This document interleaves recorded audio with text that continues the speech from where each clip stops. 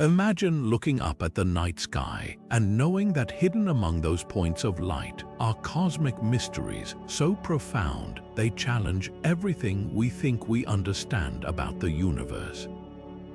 One of the most enduring puzzles comes from the hushed remnants of dead stars, white dwarfs, objects that should be silent, cooling embers, yet somehow are broadcasting signals we can't explain. These aren't random blips or equipment glitches. They're structured, repeating, and utterly baffling transmissions that have left astronomers scratching their heads for decades.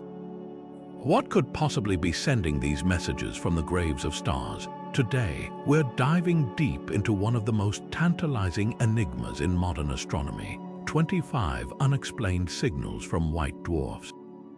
Each one is a story waiting to be untangled, a clue in a cosmic detective case that spans light years and defies conventional explanation. This journey isn't just about scientific curiosity. It's about stepping into a realm where the known rules of physics seem to bend and twist. White dwarfs, the dense cores left behind after stars like our Sun exhaust their fuel, should be among the quietest objects in the galaxy. With no ongoing fusion and slowly fading heat, they are cosmic retirees, destined to cool over billions of years into dark, cold cinders. Yet again and again, our most sensitive instruments pick up something extraordinary: rhythmic pulses, strange modulations, and signals that arrive with clockwork precision, as if something or someone is out there tapping on the universe's door. These aren't mistakes or background noise. They are real, they are persistent, and they point toward phenomena we have yet to even name, let alone understand. What makes these signals so compelling is that each one tells its own story, a story of stellar evolution, extreme environments, and perhaps even possibilities we haven't dared to imagine. From erratic flickers that defy current models to patterns that resemble organized information, the 25 signals we'll explore represent the very frontier of human knowledge. This video is your invitation to join that investigation, to look over the shoulders of scientists as they gather clues, propose theories, and occasionally stare in wonder at data that seems to whisper of realities beyond our own. So settle in, open your mind to the extraordinary, and let's begin this journey into the heart of one of space's greatest mysteries. Among these 25 signals, one stands out not just for its mystery, but for its longevity and the sheer volume of scientific debate it has generated. It originates from a specific white dwarf known as G2938, a cosmic relic located roughly 50 light-years away in the constellation Pisces. This particular stellar remnant has become something of a celebrity in astronomical circles, but for all the wrong reasons. You see, G2938 is a ZZ Ceti star, a type of variable white dwarf that's expected to pulsate. These pulsations are normal. They are the star's way of literally ringing like a bell after the immense trauma of its birth, with gravity waves causing its entire structure to rhythmically expand and contract. Astronomers can predict these vibrations with remarkable accuracy, using them to peer into the star's interior, much like geologists use seismic waves to understand Earth's core. But the signal from G2938 is different. Interwoven with its predictable, gentle pulses are bursts of something else entirely. These aren't the slow, grand oscillations of a cooling star. They are rapid, powerful, and startlingly precise pulses of radiation, primarily in the infrared and optical wavelengths. They hit our telescopes in a frequency range that screams of an energetic process far beyond simple stellar vibration, flashing with a regularity that is almost mechanical. Imagine listening to the steady, calming rhythm of a heartbeat, and then suddenly hearing a staccato, rapid-fire tapping, a frantic, high-energy message layered on top of the natural rhythm. That is the essence of the anomaly. These signals can last for minutes, sometimes even hours, appearing and disappearing without any discernible pattern that aligns with our current models of stellar behavior. The true puzzle lies in what cannot power these bursts. A white dwarf like G2938 is, for all intents and purposes, a dying ember. Its nuclear furnace is off. It has no companion star from which to steal material and create explosive accretion events. There is no obvious source for this immense concentrated energy. It's as if a grandfather clock left to wind down in an empty room suddenly started sounding a fire alarm.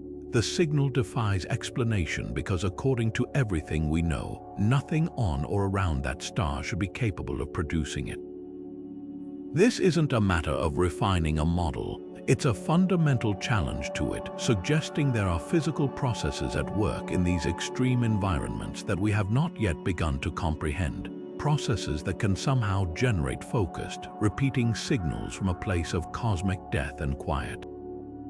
Faced with a signal that refuses to fit into any established category, astronomers have been forced to venture into the realm of the highly speculative, crafting theories that test the very boundaries of known physics. One compelling line of thought points to exotic matter interactions within the star itself. White dwarfs are not simply uniform balls of carbon and oxygen. Their immense gravity creates conditions so extreme that matter behaves in ways we can scarcely replicate on Earth. Some researchers propose that deep within the core of G2938, nuclei might be arranged in a crystalline lattice, a solid structure forged under unimaginable pressure. The theory suggests that occasional shifts or fractures in this cosmic lattice could release vast amounts of pent-up energy in a sudden, sharp burst.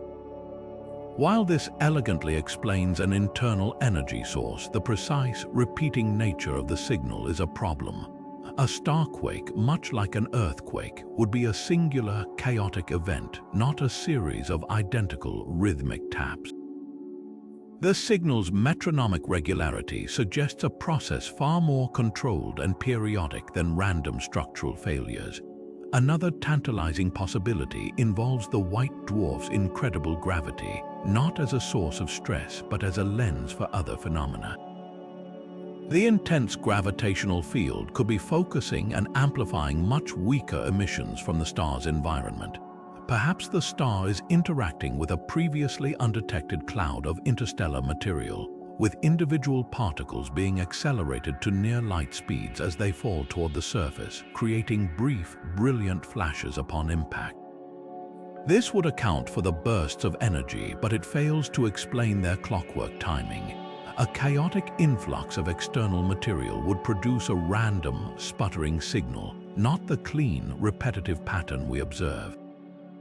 It would be like hearing a perfect, steady drumbeat from a musician who is only hitting the drum at random intervals. The most extreme, and therefore most debated, theories reach for entirely new physics. Could we be detecting the signature of concentrated gravitational wave emissions? While we know merging black holes and neutron stars send ripples through spacetime, a solitary, aging white dwarf isn't a candidate for such dramatic events. Unless, of course, our understanding of how these waves are generated is incomplete. Perhaps a process within the star is creating micro-fluctuations in the fabric of spacetime itself, releasing energy in a way that manifests as these precise pulses. This remains a fringe idea, primarily because there is no established mechanism for a white dwarf to produce such a signal. It's a solution of last resort, invoked only because all conventional explanations have fallen short. Perhaps the most grounded theory, and the one that currently holds the most sway, involves the ghosts of planets. A white dwarf's birth is a violent affair, often obliterating any planetary system that once orbited it. What remains is a graveyard of debris, asteroids, moons, and planetary fragments torn apart by tidal forces. This debris can form a swirling, irradiated disk of dust and rock that slowly rains down onto the star's surface. Astronomers propose that a specific, sizable piece of planetary wreckage, perhaps a dense metallic core, could be on a highly elongated orbit.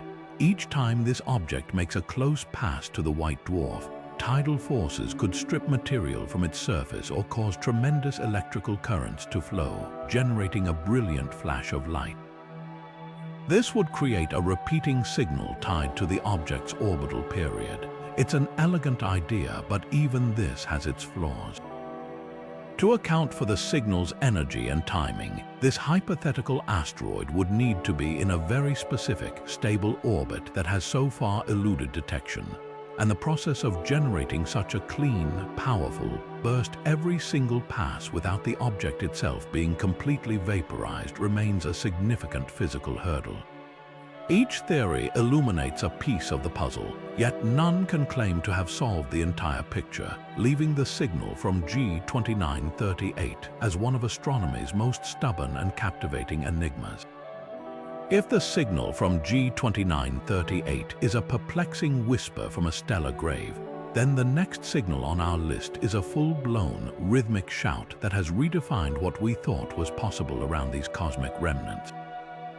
It comes from a white dwarf known as WD1145+017, a name that belies the sheer strangeness of its behavior. This object wasn't just caught emitting an odd burst, it was caught in the act of systematically dismantling a planet, and from that chaos it broadcasts a signal of stunning precision. Every 4.5 hours, with a regularity you could set your watch by, a powerful burst of radio waves floods from this system. This isn't the gentle, thermal radio whisper of a warm object. It's a sharp, energetic, and repeating transmission that stands out starkly against the quiet background of the cosmos. What makes these radio bursts so enigmatic is how completely they defy comparison. When we think of cosmic objects that pump out regular radio signals, we think of pulsars, the rapidly spinning, ultra-dense cores of dead massive stars. But a pulsar's clockwork signal is generated by its incredible rotation and powerful magnetic fields, acting like a celestial lighthouse. WD1145+017 is not a pulsar. It's a white dwarf, a much slower and magnetically different kind of dead star. Its rotation period is measured in hours, not milliseconds, and its magnetic field, while strong, is nowhere near the universe warping intensity of a pulsar's. The 4.5-hour period of these radio bursts is far too slow to be the star's rotation, and the nature of the emission itself doesn't match the known profile of any pulsar, leaving astronomers with a profound puzzle. The signal has a spectral signature all its own, a specific fingerprint of frequencies and intensities that doesn't neatly align with any established category of radio source in our catalogs. The key to the mystery, and perhaps the source of the signal itself, lies in the horrifyingly violent environment surrounding this white dwarf. Observations have revealed that WD1145+017 is not alone. It is a world eater, a star in the process of actively tearing apart a rocky planet that strayed too close. We can actually see the evidence. A vast, dusty disk of planetary debris encircles the white dwarf, and spectral analysis shows this dust is rich in heavy elements like magnesium, iron, and silicon, the bedrock components of a shattered world. Even more stunning, we've detected signs of several small, asteroid-sized bodies transiting or passing in front of the star, each leaving a distinct dip in its light as they are slowly vaporized by the star's intense radiation. This is a system in the midst of a catastrophe, a real-time demolition of a planetary body.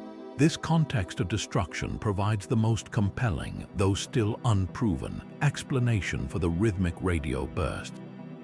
The leading theory suggests that the repeating signal is a tragic beacon powered by the death throes of a planet. Here's how it might work. A large fragment of the disintegrating world, perhaps its dense metallic core, is on a tight 4.5-hour orbit around the white dwarf. As this body streaks through the star's powerful magnetic field, it acts like a conductor moving through a giant magnet. This motion could generate enormous electrical currents, a process known as unipolar induction. These currents, in turn, might be funneled along magnetic field lines down to the star's poles, where they discharge into space as a focused beam of radio energy. Each completed orbit would trigger another brilliant burst, creating the precise clockwork signal we detect from light years away. It's a terrifyingly beautiful idea that the final, agonized moments of a world could be translated into a clear, repeating signal broadcast across the galaxy. Yet, even this elegant theory faces significant challenges. The amount of energy required to produce the observed radio bursts is tremendous, and it's not clear if the unipolar induction process alone can account for it all. Furthermore, the stability of the signal is a marvel in itself. The destructive environment around the White Dwarf is one of pure chaos, with debris colliding, orbits shifting, and bodies vaporizing. For one object to maintain such a perfectly stable orbit, and thus such a clean, unchanging signal, for the years we have been observing it seems almost too perfect. It suggests a level of order emerging from the disorder that we are still striving to fully understand. The repeating radio bursts from WD1145+017 remain a haunting siren song, a signal born from destruction that continues to challenge our models of planetary death and the very physics that governs these extreme systems. While the rhythmic radio bursts from a world-eating star present a violent and dramatic mystery, some of the most pervasive signals from white dwarfs are far more subtle, yet no less baffling. These signals don't arrive as sharp pulses or brilliant flashes, but as a persistent, faint glow in the infrared part of the spectrum, a warmth that simply shouldn't be there. This is the infrared excess mystery, a phenomenon so common it's detected around a significant number of white dwarfs, and it points to a fundamental gap in our understanding of what surrounds these ancient stellar embers. For decades, the primary explanation for this mysterious infrared warmth has been the presence of circumstellar disks. We know that the gravitational turmoil of a star's death can rip apart any surrounding planets and asteroids, creating vast rings of dust and debris that spiral inward. This dust, heated by the intense light of the white dwarf, naturally radiates thermal energy, which we detect as an infrared excess. It's a clean, logical explanation, and for many stars it fits perfectly. But for a growing group of white dwarfs, the numbers just don't add up. The amount of infrared light we see is far too much to be coming from a simple, flat disk of dust. It's as if we calculated the heat from a single lit match, but instead detected the output of a roaring bonfire. The true depth of the mystery is revealed when astronomers analyze the specific wavelengths of this excess light. Every object with a temperature emits light in a unique pattern across the electromagnetic spectrum, a kind of thermal fingerprint. By reading this fingerprint, scientists can precisely calculate the temperature of the dust causing the glow. Here's where the models break down completely. The temperature inferred from the infrared data often suggests the dust must be located very far from the white dwarf, so far, in fact, that the star's light would be too weak to heat the dust to the observed temperature.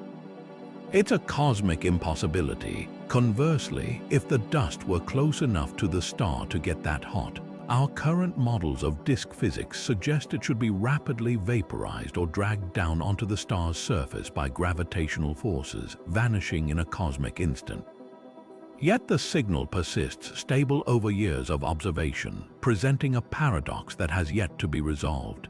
This inconsistency has forced astronomers to consider far more exotic possibilities than simple dust rings.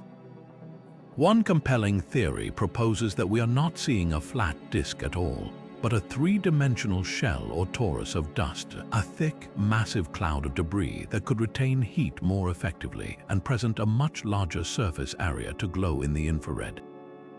Another fascinating idea suggests the presence of a tightly packed second generation of planets. After the initial apocalyptic violence of the white dwarf's birth, new planets might slowly form from the ashes of the old ones, coalescing from the vast debris disk. These newborn worlds, still warm from their formation and rich in radioactive elements, could themselves be contributing their own intrinsic heat to the system, adding a pervasive infrared glow that our telescopes pick up. The most speculative, yet increasingly plausible, explanation points to something entirely unseen, a previously undetected companion object. While many searches for binary stars have come up empty, it's possible these white dwarfs have companions that are simply too faint and unusual to spot easily. This could be a brown dwarf, a failed star too massive to be a planet but not massive enough to ignite sustained fusion. Brown dwarfs are notoriously cold and faint, glowing primarily in the infrared, and could easily account for the excess warmth.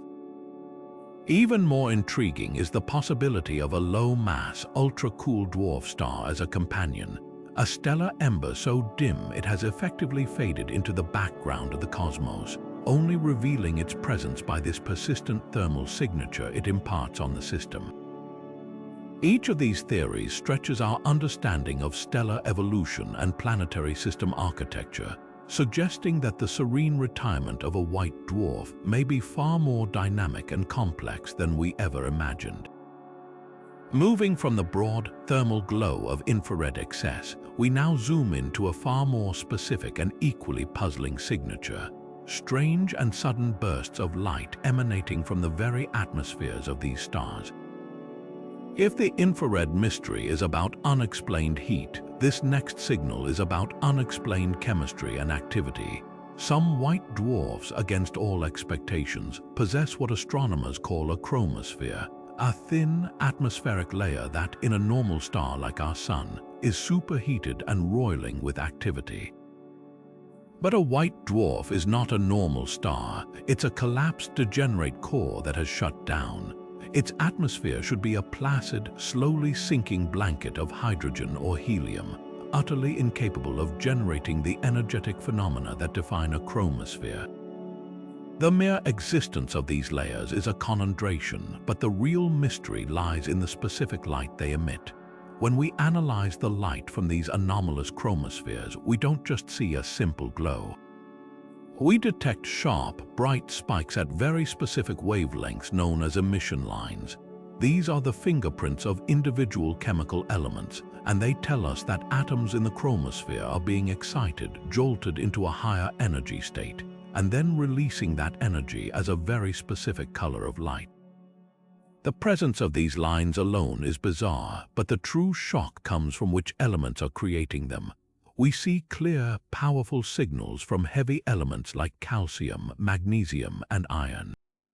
This is profoundly counterintuitive. A white dwarf's immense gravity should act as a powerful filter, causing these heavy elements to rapidly sink out of the thin atmosphere and disappear into the star's interior in a matter of days or weeks. Seeing them present and glowing brightly in the chromosphere is like finding a collection of heavy lead weights floating effortlessly on the surface of a lake. According to our standard models, it simply shouldn't be possible. The forces of gravity are far too dominant. The plot thickens considerably when we observe that the intensity of these emission lines doesn't remain constant. They vary, sometimes dramatically, and they do so on surprisingly short timescales.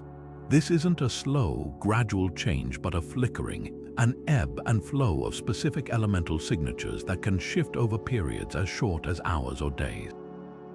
This variability is the final piece of the puzzle that shatters the simple explanations. It tells us that whatever process is supplying these heavy elements to the atmosphere and exciting them to glow is not a one-time event or a stable, steady state. It is a dynamic, ongoing, and highly energetic process. A steady rain of accreted planetary debris could, in theory, provide a source of heavy elements, but it would create a relatively constant signal. The flickering we see suggests something far more volatile, a stormy, unpredictable injection of material and energy. Astronomers are now grappling with two intertwined mysteries. First, how are these heavy elements continuously being delivered to the surface against the pull of overwhelming gravity? And second, what is the powerful energy source that is exciting them to produce such vibrant and variable emission lines? The leading theories are as fascinating as they are complex. One compelling idea points to a relentless and chaotic bombardment of planetary debris. Imagine a white dwarf surrounded by a cloud of asteroids and cometary bodies, the shattered remains of its former system. As these objects are torn apart by tidal forces, their fragments could be drawn onto magnetic field lines that funnel them directly onto the star's surface like cosmic particle accelerators. A large, sporadic impact of a particularly metallic asteroid could dump a concentrated load of iron and magnesium into the atmosphere, causing a temporary, brilliant spike in its corresponding emission line before the material sinks away, only for the process to repeat again with another impact. Another, more exotic possibility involves the white dwarf's own hidden magnetic personality. While not all white dwarfs have strong magnetic fields, some do, and these fields can be incredibly complex and powerful. Could it be that these magnetic fields are doing more than just guiding material? Perhaps they are themselves a source of energy, generating huge electrical currents within the atmosphere that violently heat the gas and tear atoms apart in a process similar to the solar flares on our sun, but occurring on a star that should be completely inert.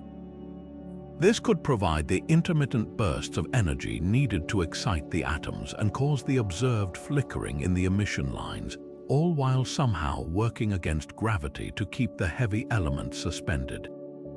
Each observation of these enigmatic chromospheric signals pushes us further, forcing us to consider that the final stages of a star's life are not a quiet fade to black, but a complex, dynamic, and chemically rich phase we are only just beginning to decode.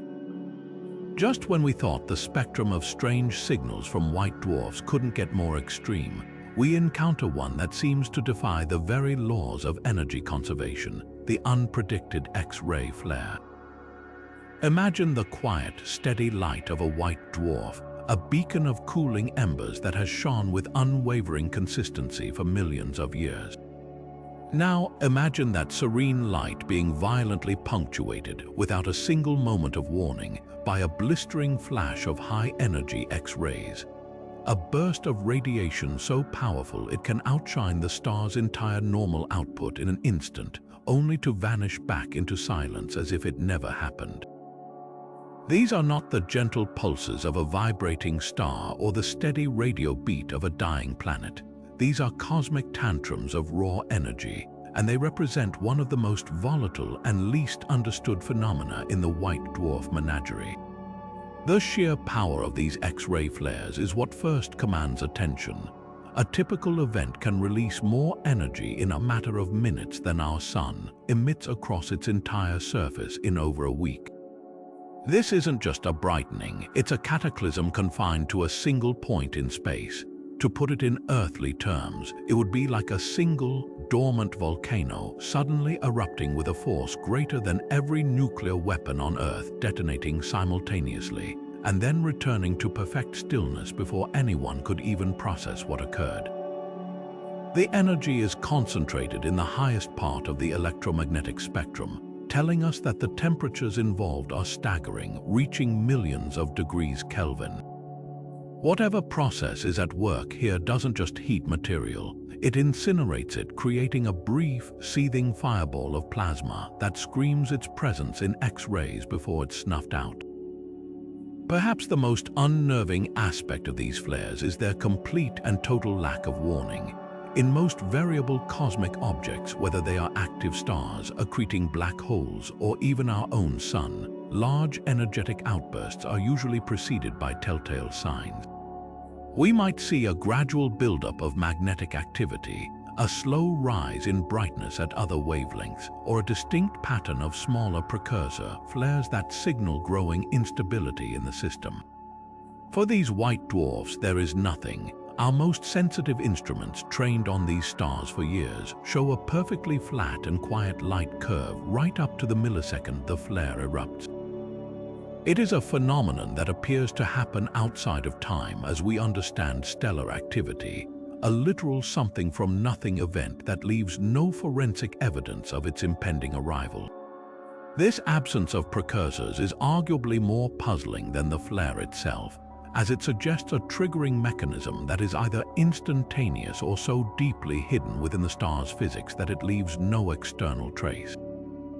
This combination of immense energy and ghost-like behavior forces us to consider explanations that lie at the very edge of astrophysics. The most straightforward idea involves accretion, the idea that a white dwarf is pulling in material from a companion star or a debris disk. In this scenario, if a large, dense clump of matter, like a metallic asteroid or a gaseous planetary fragment, were to suddenly fall onto the star's surface, the tremendous gravitational energy released upon impact could, in theory, generate a brief, hot flare of X-rays. While this is a solid starting point, the model quickly unravels under scrutiny. For the flare to be so sudden and devoid of precursors, the incoming material would have to arrive from a complete standstill, with no previous gravitational interaction to hint at its approach. Furthermore, the pure, intense heat required to produce the X-ray spectrum we observe is difficult to achieve through a single impact. More often, such events would produce a broader flash of light across many wavelengths, not such a focused, high-energy burst. This has led researchers to explore far more exotic triggers, many of which revolve around the white dwarf's magnetic field. Some propose a phenomenon akin to a stellar circuit breaker snapping. White dwarfs can possess incredibly strong and complex magnetic fields that are essentially frozen into their surfaces during their collapse. Over millennia, these fields could become twisted and stressed by the slow, differential rotation of the star's interior. Eventually, the tension becomes too great, and the field lines snap into a new, more stable configuration in an event called a magnetic reconnection. This process is known to cause massive solar flares on our Sun, but on a white dwarf, the magnetic field strength can be hundreds of thousands of times more powerful. A reconnection event here wouldn't just release light. It would unleash a catastrophic flood of energy capable of accelerating particles to near-light speeds and heating localized patches of the atmosphere to X-ray temperatures in a virtual instant, explaining both the suddenness and the incredible energy output. The most speculative theories even venture into the realm of quantum astrophysics, considering the bizarre properties of matter under the extreme gravity of a white dwarf. Could there be sudden, localized phase changes in the star's interior, where crystalline carbon structures shatter or degenerate matter undergoes a rapid transition, releasing a burst of energy that propagates to the surface?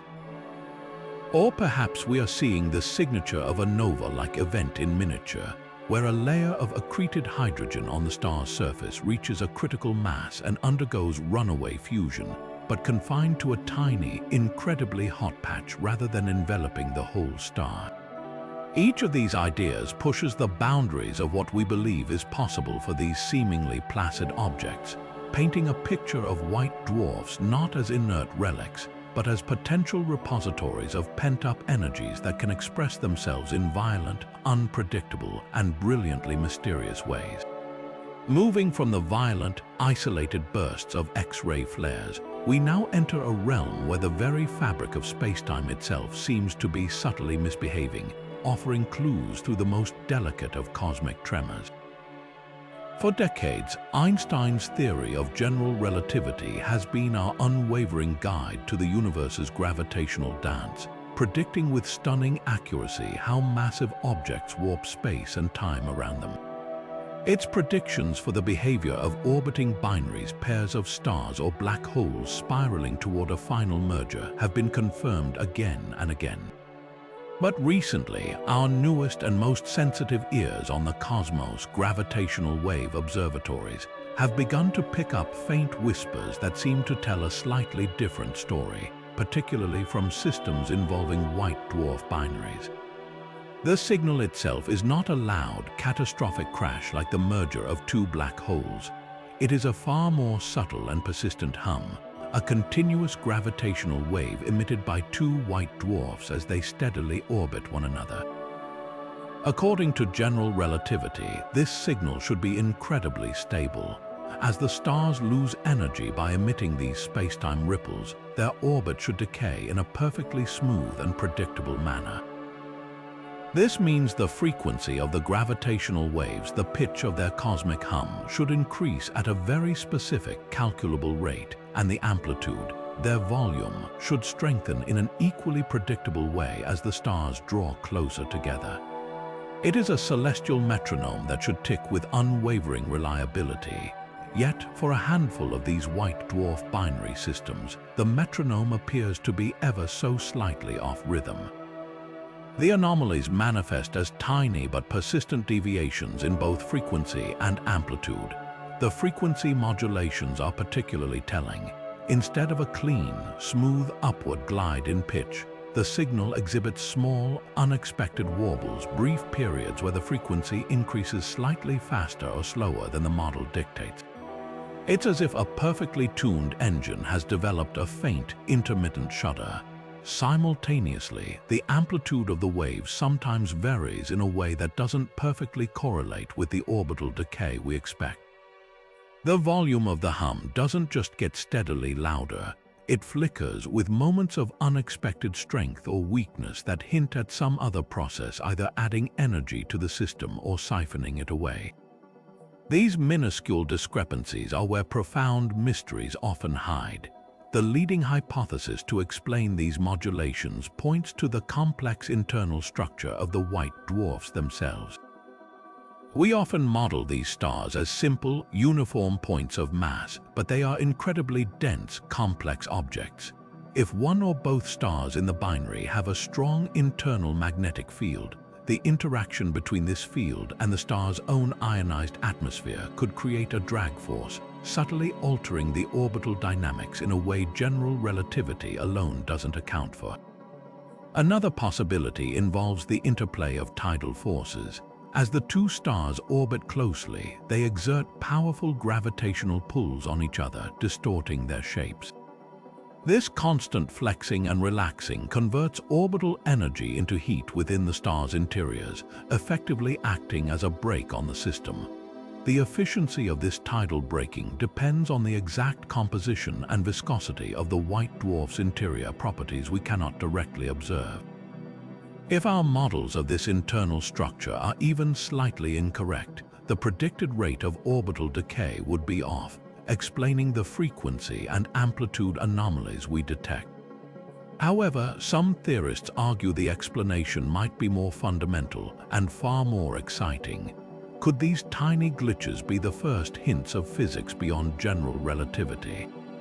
Einstein's masterpiece has passed every test thrown at it for a century, but it is not considered the final word on gravity, particularly in its inability to reconcile with quantum mechanics. Certain alternative theories of gravity predict subtle deviations in how gravitational waves are emitted from binary systems, especially those involving extremely dense matter like white dwarfs. The observed frequency modulations could be a signature of these new effects, a faint echo of a deeper, more complete theory of the universe waiting to be discovered. While this remains a speculative frontier, the very fact that the serene, predictable chirp of a white dwarf binary could hold such profound implications is a powerful reminder that the universe always has new lessons to teach, often in its quietest moments. But the serenity of a white dwarf's light can sometimes be a brilliant illusion, hiding a hidden turmoil that only reveals itself when we learn to look at that light in a completely different way. This brings us to our seventh signal, a mystery not of brightness or heat, but of orientation, a phenomenon known as polarization. For most cosmic objects, the light waves that reach us are a chaotic jumble, vibrating in every conceivable direction. But when light passes through or is emitted from a region with a strong, organized magnetic field, those waves can become neatly aligned or polarized. By analyzing this polarization, astronomers can essentially map a star's magnetic field from light years away. And when they applied this technique to certain white dwarfs, they found something that defied all expectations. Not just polarization, but a specific, unexpected pattern of circular polarization, a signature that suggests magnetic fields of such staggering complexity and strength that they challenge the very foundations of how we believe these stars form and evolve. The discovery of strong circular polarization is a game-changer because of what it implies about the magnetic field structure. A simple dipole magnetic field like the one surrounding a regular bar magnet with a clear north and south pole would produce a predictable, straightforward polarization pattern. The light we see would have a specific linear alignment, but circular polarization is the telltale sign of something far more twisted and intricate. It indicates that the magnetic field lines are not simple arcs. They are tightly wound, perhaps even tangled or knotted, creating a complex three-dimensional web of magnetic force around the star. This is the kind of field configuration you might expect from the dynamo of a living, churning star, not from a stellar corpse whose internal engines have shut down billions of years ago. The very existence of such a complex field presents a dual mystery. How was it created in the first place, and what incredible energy source is sustaining it against the natural tendency of all magnetic fields to decay and simplify over time? The leading theory for the origin of these ultra-complex fields points back to the star's violent death throes. When a star like our Sun sheds its outer layers to become a white dwarf, its core undergoes a dramatic collapse, shrinking from a size similar to Earth down to something no larger than our planet. During this collapse, any pre-existing magnetic field the star possessed is, in a sense, frozen into the newly formed white dwarf and massively amplified. It's a process of magnetic conservation taken to an extreme.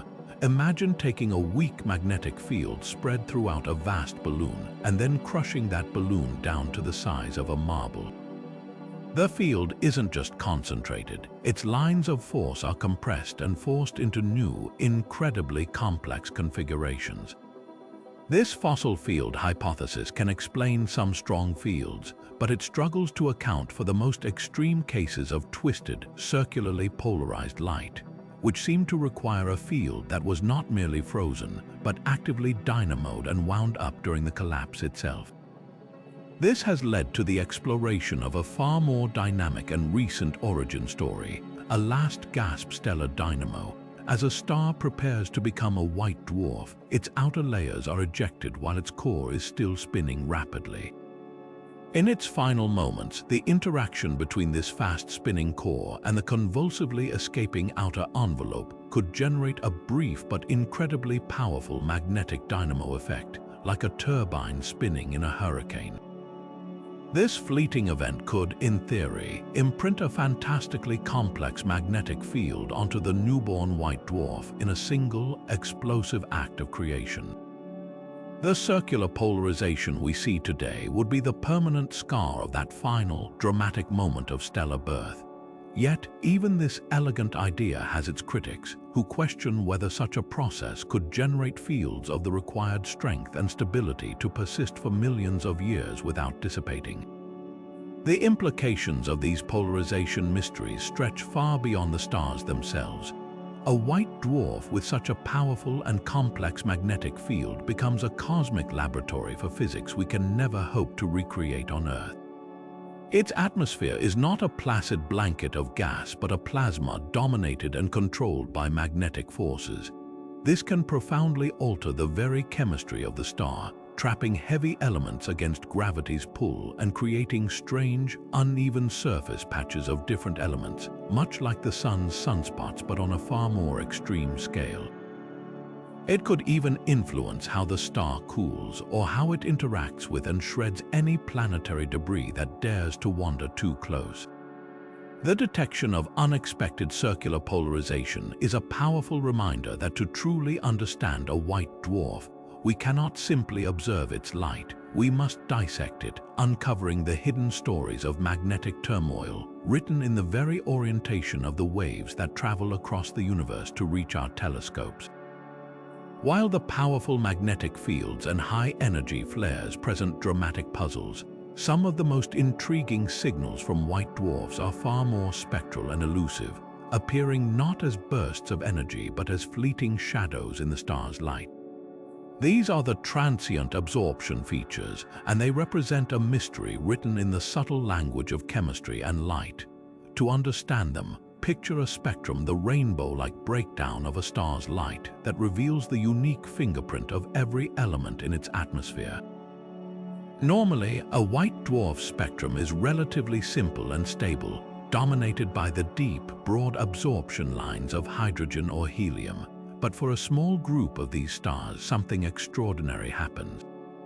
New, narrow lines abruptly appear, dipping into the spectrum like dark, unexpected scratches on a pristine surface. They linger for weeks or months, and then, just as suddenly as they arrived, they fade away without a trace, as if a cosmic ghost passed in front of the star and then vanished. The true enigma lies not just in their appearance and disappearance, but in their specific chemical identity. These transient lines are the unmistakable signatures of heavy elements like calcium, titanium, and even iron materials that have no business being so prominent and transient in a white dwarf's upper atmosphere. As we've discussed, a white dwarf's immense gravity should act like a cosmic elevator for these elements, causing them to rapidly sink out of the visible atmospheric layers and into the star's deep interior in a matter of days. Their continuous presence requires a constant resupply, but the transient features show us something even more bizarre. Not a steady supply, but a sudden, massive injection of material that then just as rapidly dissipates or sinks. It's as if someone is periodically dumping a truckload of metal shavings onto the surface of a powerful magnet, watching them cling for a moment, and then turning the magnet off to let them all fall away. Perhaps the most baffling aspect of all is the astonishing speed at which these spectral shadows can change. In several well-documented cases, astronomers have observed significant shifts in the precise wavelength or the shape and depth of these absorption lines over shockingly short timescales, sometimes in less than an hour. This isn't a slow, gradual evolution. It's a frantic, real-time metamorphosis. A line signaling the presence of iron might weaken dramatically, while a line from magnesium simultaneously strengthens, only for the situation to reverse itself a few hours later. This rapid variability is the crucial clue that shatters any notion of a simple, stable accretion process. It tells us we are witnessing a highly dynamic and chaotic event unfolding in real time. A storm of elements raging in the star's atmosphere where the very composition of the visible gas is in a state of violent, unpredictable flux. So what could possibly cause such a strange and ephemeral phenomenon? The prevailing theory once again points to the carnage of a disrupted planetary system. Imagine a white dwarf surrounded by a swarm of asteroids and cometary bodies on a variety of orbits. A large, icy body or a volatile, rich asteroid could be torn apart by the star's gravity, creating a cloud of gas and dust that briefly passes between us and the star. As this cloud falls inward, its constituent materials would be vaporized by the intense stellar radiation, creating a temporary shroud of metallic gas that imprints its own absorption lines onto the star's spectrum. The rapid changes we see could be due to the cloud's own turbulent evolution, clumps of different composition moving through our line of sight at different speeds, or the cloud itself rapidly dissipating as it is heated and blown away by the star's radiation pressure. However, this elegant model struggles to explain the most extreme cases of variability.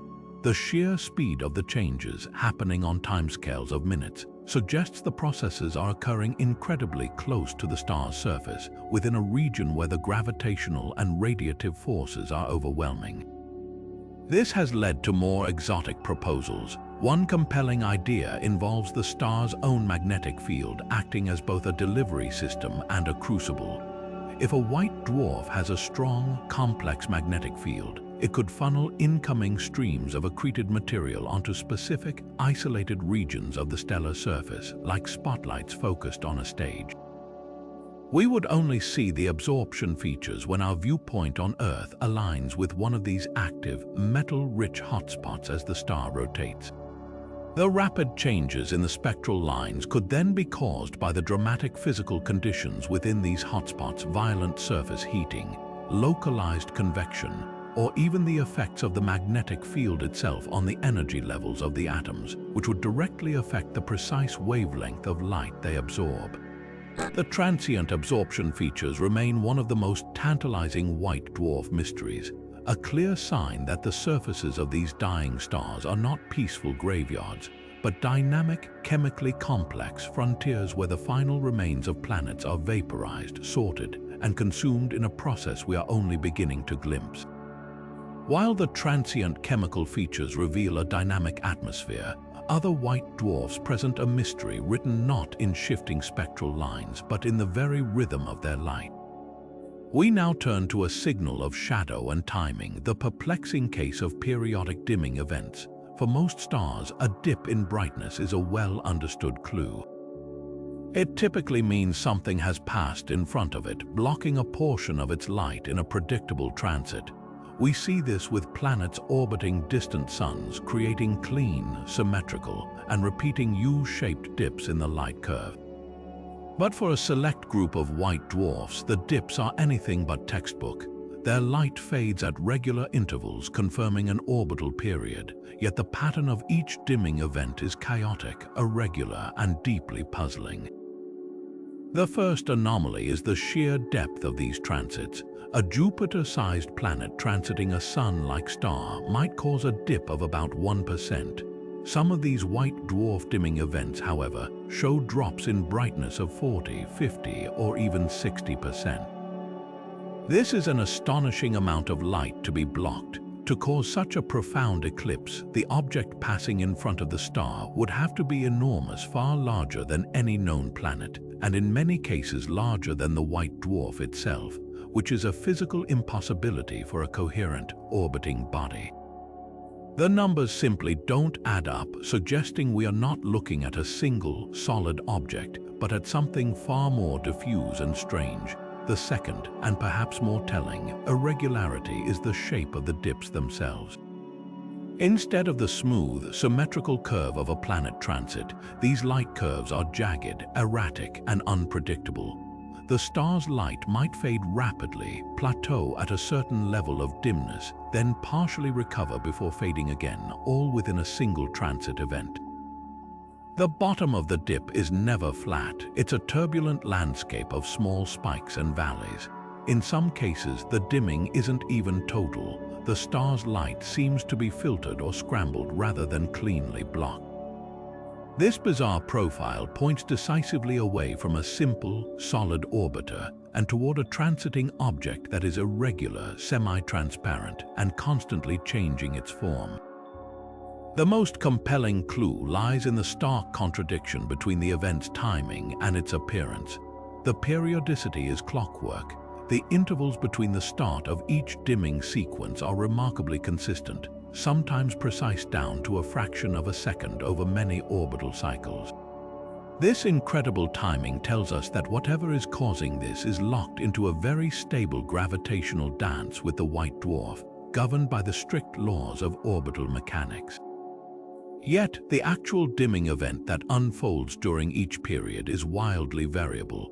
One transit might last for an hour and block 60% of the light, while the next transit on the following orbit might last only 20 minutes and block a mere 20%. It's as if the conductor of an orchestra has a perfectly precise metronome, but allows the musicians to play whatever notes they want during their designated bars. This disconnect between perfect timing and chaotic expression is the heart of the mystery. So what could possibly be in orbit around a white dwarf that has such a stable period yet such a wildly variable physical presence? The most widely accepted theory involves a massive, irregular cloud of debris. Imagine the remains of a shattered asteroid or a small moon that has been pulverized by the white dwarf's gravity, not into a smooth, dusty disk, but into a swirling swarm of countless fragments, all sharing the same orbit. This swarm would have a stable orbital period, explaining the perfect timing, but its structure would be a chaotic mess. The cloud could be lopsided, with dense clumps of debris separated by empty gaps. As it orbits, our view from Earth would change constantly. Sometimes we might look through a thick part of the cloud, causing a deep, long-lasting dimming. Other times, we might only graze the edge or pass through a gap, resulting in a much shallower and shorter event. The jagged, fluctuating nature of the light curve would be a direct movie of this lumpy, evolving cloud passing in front of the star. A more exotic but increasingly plausible variation on this idea suggests the debris is not just rocky, but also icy. If a comet-like body from the outer reaches of the system were drawn in, the white dwarf's fierce radiation would cause its ices to vaporize violently upon approach, creating a huge, glowing coma of gas and dust around the central rocky nucleus. This coma could be enormous, easily large enough to block a significant portion of the star's light. As the comet orbits, this cloud of vaporized material would be constantly changing shape, stretched by tidal forces, blown into a tail by radiation pressure, and refreshed by new eruptions from the nucleus. This would create a transiting object that is never the same twice, perfectly accounting for the erratic depth and duration of each dimming event, while maintaining a perfectly stable orbit for the central core. The periodic dimming events stand as a stark reminder that the environment around a white dwarf is a cosmic demolition derby, where the corpses of planets are not just silently accreted, but are sometimes put on a macabre display, their final destruction choreographed into a shadow play of perfect timing and chaotic form. Yet another signal pushes the mystery into the realm of the truly energetic, challenging not just our optical and radio telescopes, but our detectors of the most powerful subatomic particles in the universe. We now arrive at a phenomenon that seems to turn white dwarfs into unlikely cosmic accelerators, the detection of unexpected high-energy particle bursts. While we often picture these stellar remnants as sources of light and heat, some appear to be firing off intense salvos of atomic and subatomic particles, protons, electrons, and atomic nuclei, all accelerated to nearly the speed of light. These aren't gentle streams, they are sudden, violent outbursts of cosmic radiation that carry energies far exceeding anything our most powerful particle colliders on Earth can produce, and they are being launched from objects that, by all rights, should be utterly incapable of such a feat. The sheer power of these particle bursts is what first defies explanation. We're talking about cosmic rays, the same kind of high-energy radiation that constantly bombards our planet from deep space. But cosmic rays typically have identifiable sources: the turbulent shockwaves of supernova remnants, the intense jets of active galactic nuclei, or the violent mergers of neutron stars. A solitary white dwarf, with its relatively modest magnetic field and lack of a central energy source, should be a pitifully weak particle accelerator. Its gravitational pull is strong, but not nearly enough to impart the incredible velocities we observe. Its magnetic fields, while significant, are orders of magnitude weaker than those around neutron stars, which are the universe's premier particle accelerators.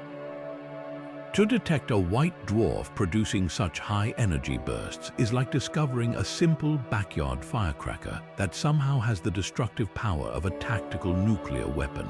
The scale is just all wrong. The mystery deepens when we consider the mechanism. How could a white dwarf possibly achieve this? In known cosmic accelerators like supernova remnants, particles gain their immense energy by bouncing back and forth across a massive shockwave, a process called Fermi acceleration. Each crossing gives them a small boost, like a surfer catching just the right part of a wave over and over again, until they are eventually flung out into space at relativistic speeds. A white dwarf has no such obvious large-scale shock front. The leading theory instead points to magnetic reconnection, the same process thought to power some X-ray flares. In this scenario, the white dwarf's twisted magnetic field lines suddenly snap and reconfigure, releasing a colossal amount of energy in a tiny volume of space. This creates an incredibly powerful, but incredibly localized electric field that can violently catapult any stray protons or electrons caught within it to near light speeds in a fraction of a second. However, this model immediately runs into a severe bottleneck, a lack of raw material. A white dwarf's atmosphere is incredibly thin and diffuse. For magnetic reconnection to produce a detectable burst of high-energy particles, there needs to be a sufficient density of particles in the right place at the right time to be accelerated. It's the difference between a spark and a lightning bolt. You need fuel. This is where the presence of a planetary system becomes critical. Astronomers now suspect that these particle bursts are not born from the white dwarf itself, but are powered by its cannibalism of its own planets. As asteroids or cometary bodies are torn apart, they provide a dense, localized cloud of gas and dust, a perfect source of protons and other atomic nuclei. When a magnetic reconnection event occurs within or near this cloud, it has the fodder it needs to create a brilliant, fleeting burst of high-energy radiation. The white dwarf itself provides the engine, its magnetic field, but the planetary debris provides the fuel, turning the entire system into a temporary and terrifyingly efficient particle cannon, firing a beam of lethal radiation out into the galaxy. This grimly elegant partnership between stellar magnetism and planetary destruction may be the key to unlocking one of the most energetically paradoxical signals ever detected from these quiet giants of the cosmos. These rapid and inexplicable shifts in the spectral lines of certain white dwarfs represent a phenomenon so subtle yet so profound that it challenges our very understanding of how to measure the universe itself. To grasp why this is so baffling, we need to understand what a spectral line actually tells us. When we break a white dwarf's light into a spectrum, the dark absorption lines we see act like cosmic barcodes. Each element, hydrogen, helium, calcium, absorbs light at a very specific, unchangeable wavelength. The precise position of these lines is supposed to be a constant of physics, an unchanging truth we can use as a ruler. If a line appears shifted from its expected position, we have a powerful tool to interpret why. A shift toward the red end of the spectrum typically means the object is moving away from us, a Doppler effect that has allowed us to measure the expansion of the universe. A shift toward blue means it's moving toward us. For a white dwarf, we also expect a permanent gravitational redshift, a subtle pull toward red caused by the star's immense gravity warping the very light trying to escape it. This, too, is predictable. We can calculate it precisely based on the star's mass and radius, but for a small group of these stars, the spectral lines refuse to sit still. They engage in a strange, silent dance, wobbling back and forth in ways that defy all these established explanations. Astronomers will observe a calcium line, for instance, and see it suddenly lurch blueward, then a few hours later slide redward, only to jump back again. These are not the smooth, consistent shifts of orbital motion. They are erratic, sometimes jerky, and often significant. The most perplexing cases show shifts that are far too large to be caused by the star's rotation or by the orbital motion of a potential companion. The velocities implied by these shifts would require the star to be physically moving at thousands of kilometers per second, which is simply impossible for such a dense, bound object. Furthermore, the shifts sometimes occur in different directions for different elements at the same time. The helium lines might be shifting blue while the hydrogen lines are shifting red, a physical impossibility if the entire star were simply moving. This tells us we are not looking at the motion of the star as a whole, but at something much stranger happening on or above its surface.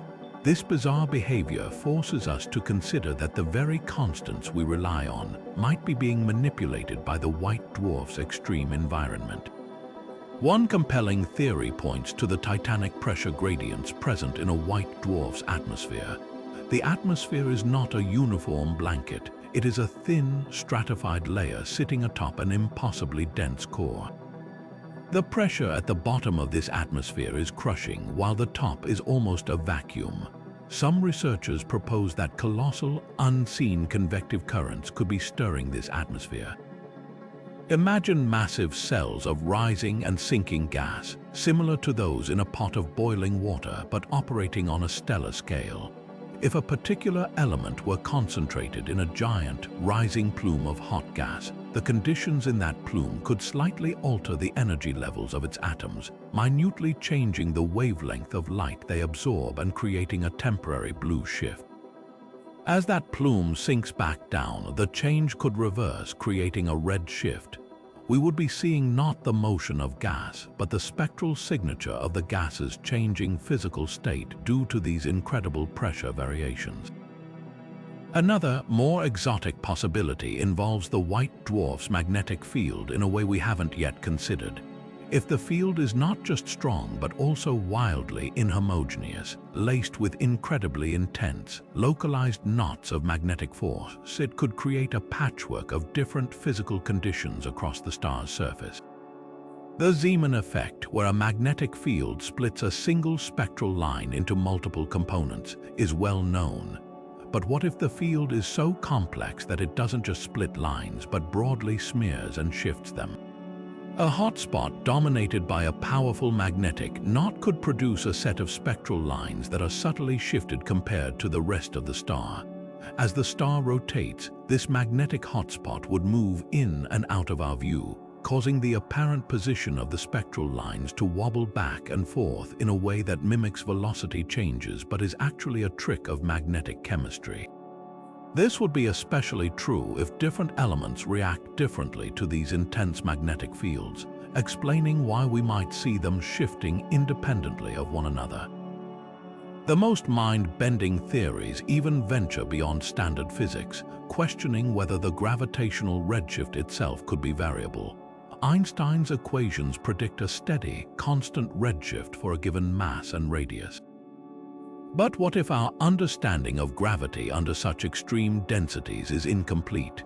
Some speculative models suggest that quantum gravitational effects or interactions with proposed dark matter particles could theoretically cause minute, fluctuating changes in the apparent curvature of spacetime around the white dwarf.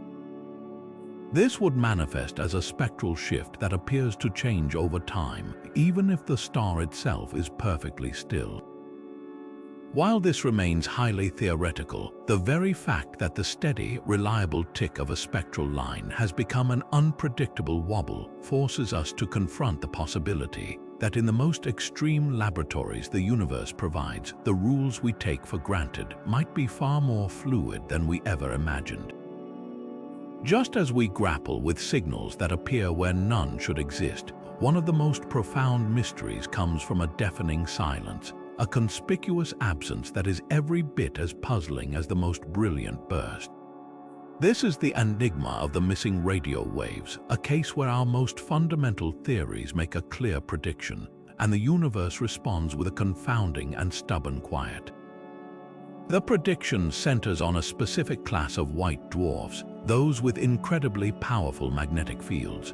We know from other cosmic objects like pulsars that a strong magnetic field coupled with rapid rotation is a fantastic engine for generating bright, predictable radio emissions.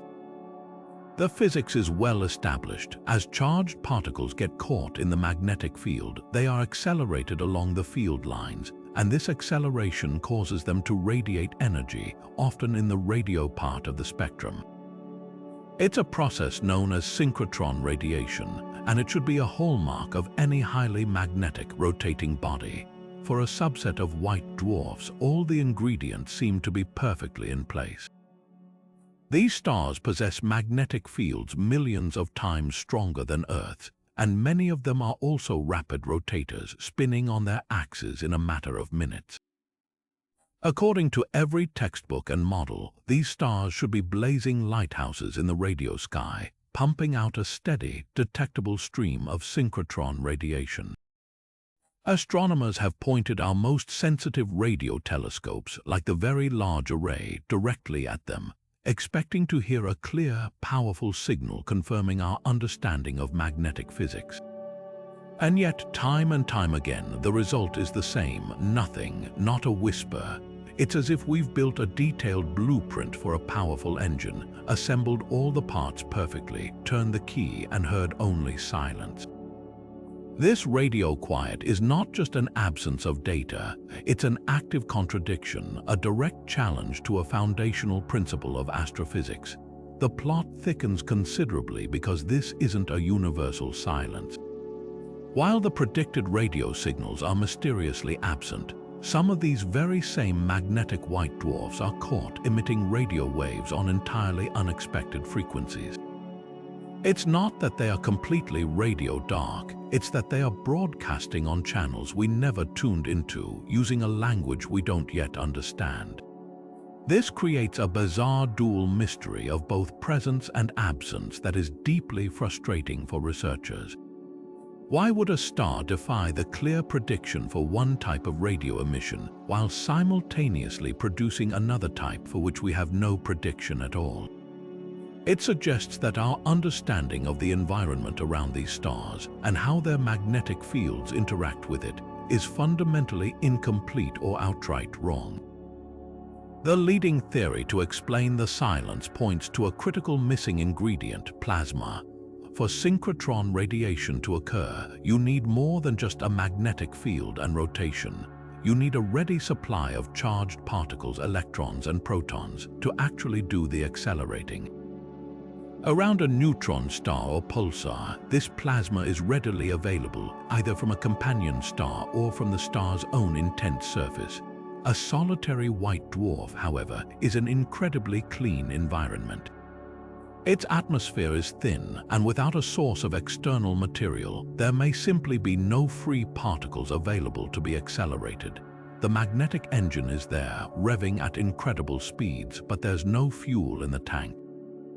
This seems like a straightforward solution, but it immediately raises another question. If there's no plasma to power the predicted radio emission, what is the source of the unexpected radio waves that we do detect?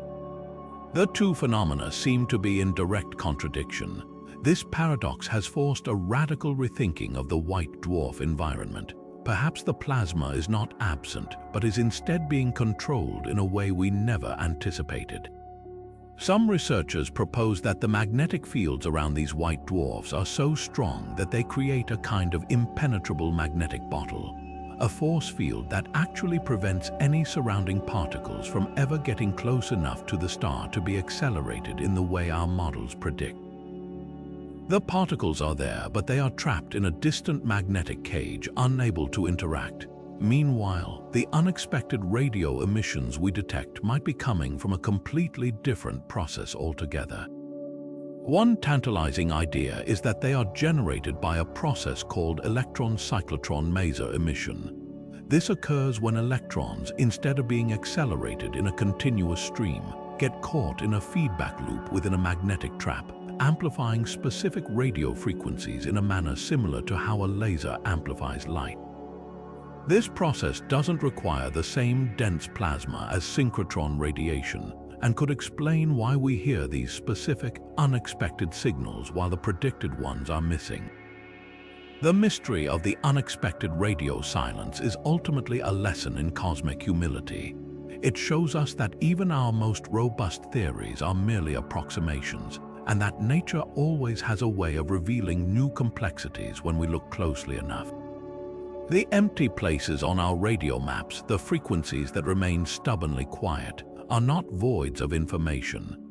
They are active signs pointing toward physical processes and environmental conditions we have yet to discover, reminding us that sometimes the most powerful statement the universe can make is to simply refuse to speak when we expect it to shout. Perhaps the most counterintuitive of all the signals we've encountered so far is one that defies a basic law of common sense, the rule that things get hotter the closer you are to the fire. In our own sun, and indeed in every normal star we've ever studied, the temperature drops steadily as you move outward from the searing core, through the radiative and convective zones and into the relatively cooler outer atmosphere. It's a simple and universal principle of stellar structure, but for a baffling group of white dwarfs, our measurements tell a completely different and impossible story. Through meticulous spectral analysis, astronomers have detected clear and persistent signals of a temperature inversion. a phenomenon where a layer in the star's outer atmosphere appears to be significantly hotter than the layers of gas immediately beneath it. It's as if you were walking away from a bonfire and suddenly stepped into a ring of flames hotter than the fire itself, a reality that upends our most fundamental models of how energy moves through a star. The evidence for this bizarre effect isn't based on a single observation. It's written clearly in the intricate details of the star's light spectrum.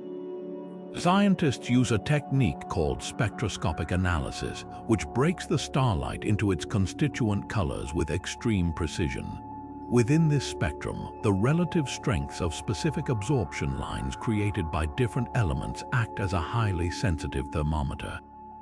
The key lies in comparing lines from elements that require vastly different energies to form. For instance, the presence of strong, broad absorption lines from highly ionized metals, atoms that have been stripped of multiple electrons, tells us that the gas must be incredibly hot, as only immense thermal energy can cause such extreme ionization. Conversely, lines from neutral atoms or molecules indicate much cooler conditions. In these anomalous white dwarfs, the spectral data reveals a jarring contradiction. The signatures of intensely hot, highly ionized gas appear to be originating from a region that, according to the overall atmospheric pressure and density gradients, should be cooler than the zones below it. The measurements are clear and repeatable, pointing to a layer of superheated gas floating atop a cooler base, a configuration that should be thermally unstable and impossible to maintain. This leaves astronomers with a monumental puzzle. What mysterious engine could possibly be heating this specific, isolated layer of the atmosphere from above? The star's internal heat is coming from below, and it simply cannot explain this external hotspot. The leading theory once again points to the white dwarf's formidable magnetic personality, but in a new and fascinating way. If a white dwarf has a strong global magnetic field, it could act as a conduit for energy, channeling a continuous flow of charged particles from the star's interior out into its atmosphere. As these particles race along the magnetic field lines, they could collide with the ambient gas in a specific atmospheric layer, dumping their kinetic energy as heat in a very localized and efficient process. This would create a permanent hot zone, a kind of magnetic heating element suspended within the atmosphere, forever reheating that layer from within and maintaining its paradoxical temperature against the natural flow of energy. A second, equally compelling hypothesis involves the dramatic effects of interstellar material.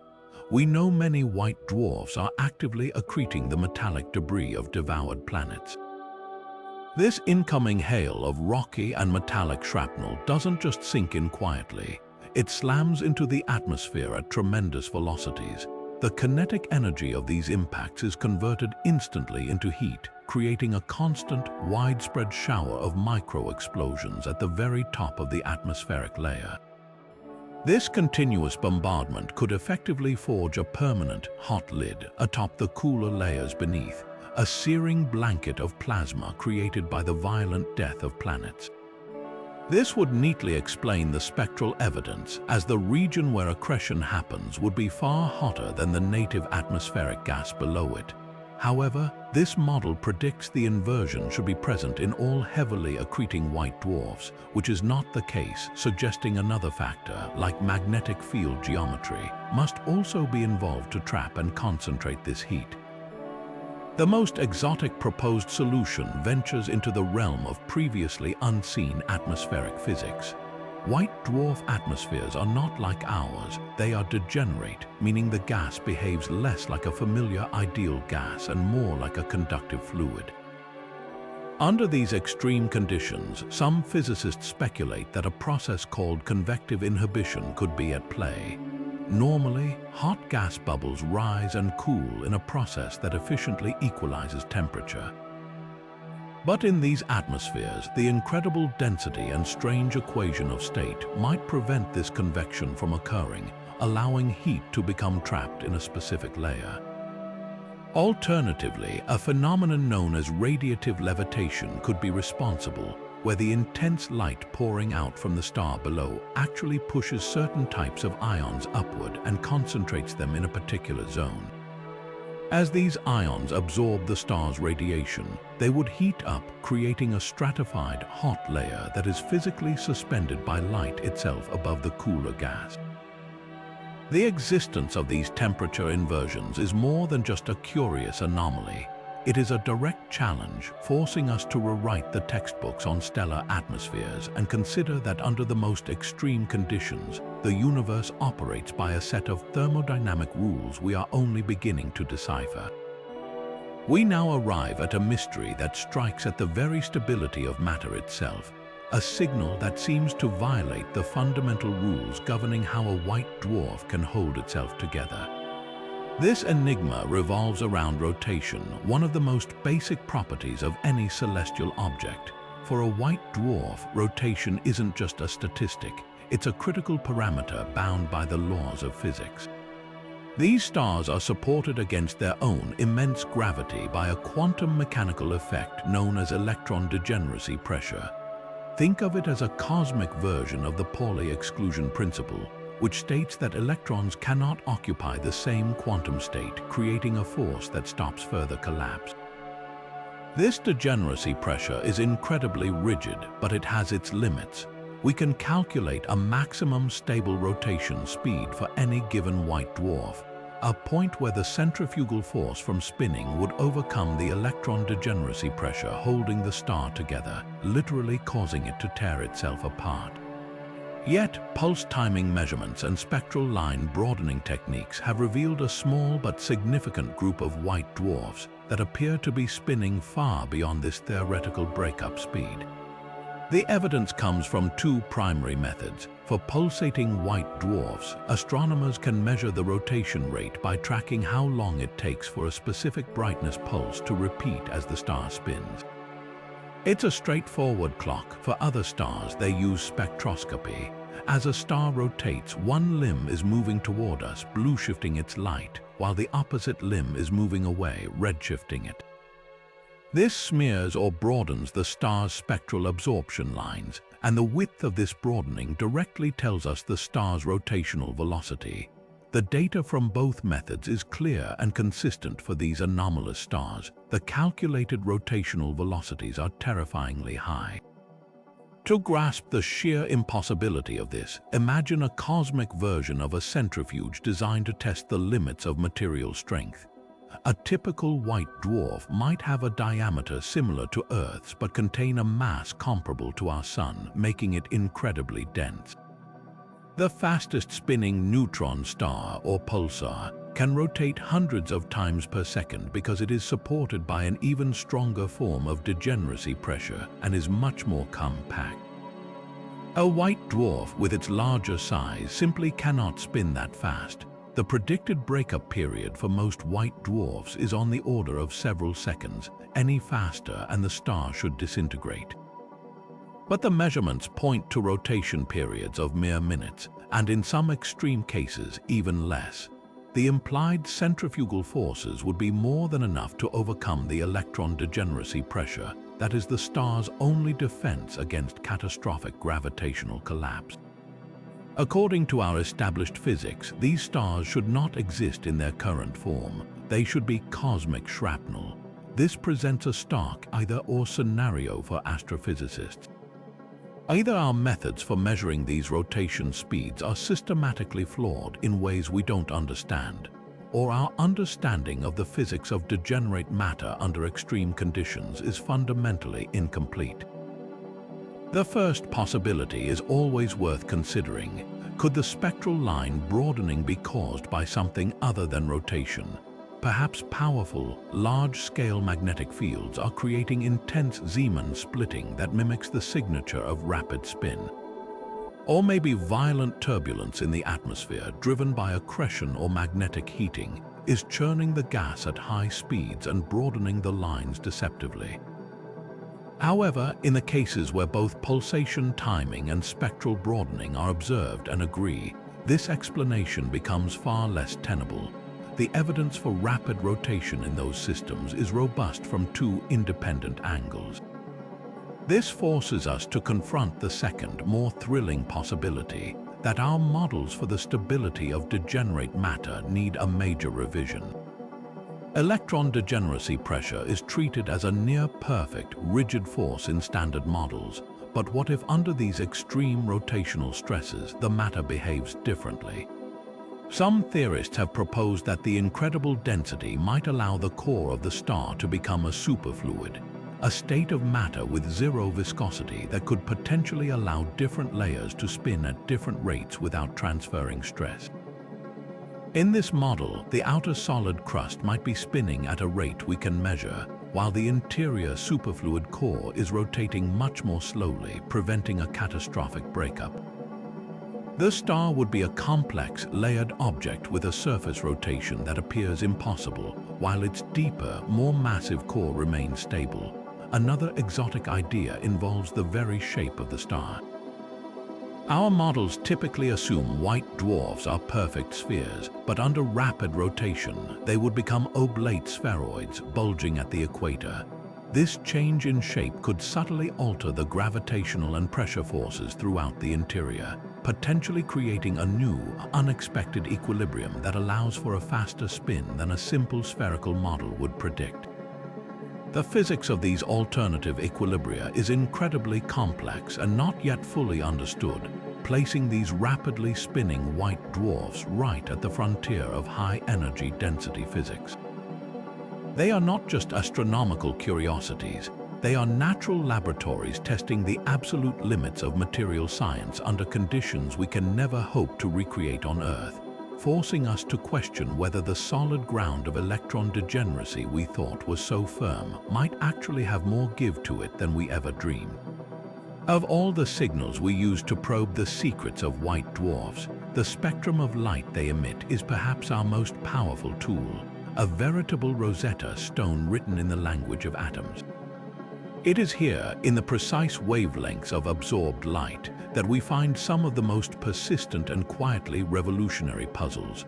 While the presence of heavy elements like iron and calcium has long been explained by the ongoing accretion of planetary debris, a far more fundamental anomaly has emerged, one that strikes at the very timeline of a white dwarf's life. For a specific group of these stellar remnants, detailed spectroscopic analysis reveals the persistent, baffling presence of light elements, primarily hydrogen, in their atmospheres at levels that, according to our most fundamental models, should be utterly impossible. The heart of this mystery lies in a process known as gravitational settling. A white dwarf's atmosphere is not a turbulent, mixing cauldron like that of a living star. It is a horrifically dense, stratified, and incredibly still environment. The star's gravity, hundreds of thousands of times stronger than Earth's, acts with ruthless efficiency on the elements in its thin gaseous envelope. Heavy elements like oxygen, carbon, and iron are far denser than the surrounding hydrogen or helium. This density difference, combined with the overwhelming gravitational pull, causes these heavy atoms to steadily sink or sediment out of the visible atmosphere and down into the star's unimaginably dense interior. For most elements, this process is astonishingly quick. Astronomers calculate that heavy metals should vanish from view in a matter of days or weeks. Even hydrogen, the lightest element, is not immune. While it sinks much more slowly over millions of years, the sheer age of most white dwarfs, often billions of years old, means that their primordial hydrogen should have settled out of the atmosphere long, long ago, leaving behind a pristine surface of pure helium or, in some cases, nothing but heavier elements. And yet, the spectral lines tell a different story. Clear, unmistakable absorption lines of hydrogen are detected in the atmospheres of many ancient white dwarfs that, by all rights, should have purged themselves clean eons ago. This isn't a subtle effect. The spectral signatures are strong and indicate a significant fraction of hydrogen is still present, floating atop these stellar cinders like a faint, tenuous mist that refuses to dissipate. It's a direct contradiction, a cosmic artifact that by our current understanding of physics has no right to still exist. It would be like entering a perfectly sealed, silent library that has been abandoned for 1,000 years and finding a single candle still burning brightly in the center of a room, a signal of ongoing processes where none should be possible. This conundrum has forced astrophysicists to consider that the white dwarf atmosphere is not the placid, sinking pool we once imagined. Several compelling theories have emerged to explain this youthful impurity in such an ancient object. One prominent idea suggests a continuous external resupply. Perhaps these white dwarfs are not as alone as they appear. They could be slowly accreting hydrogen from the interstellar medium, the thin gas that floats between the stars. As the white dwarf moves through space, its gravity could be funneling this tenuous hydrogen into a constant, gentle rain onto its surface, replenishing the atmosphere at a rate that almost perfectly balances the slow sink of gravitational settling. This would create a steady-state atmosphere, forever young in its composition despite the star's great age. While elegant, this model requires a very specific and sustained density of interstellar material along the star's path, a condition that isn't universal enough to explain all the observed cases. Another fascinating possibility looks inward to the star itself. Could the hydrogen we see on the surface actually be welling up from below? During the star's violent transition from a red giant to a white dwarf, its internal structure is scrambled. It's possible that some residual hydrogen was trapped deep within the star's envelope during this process.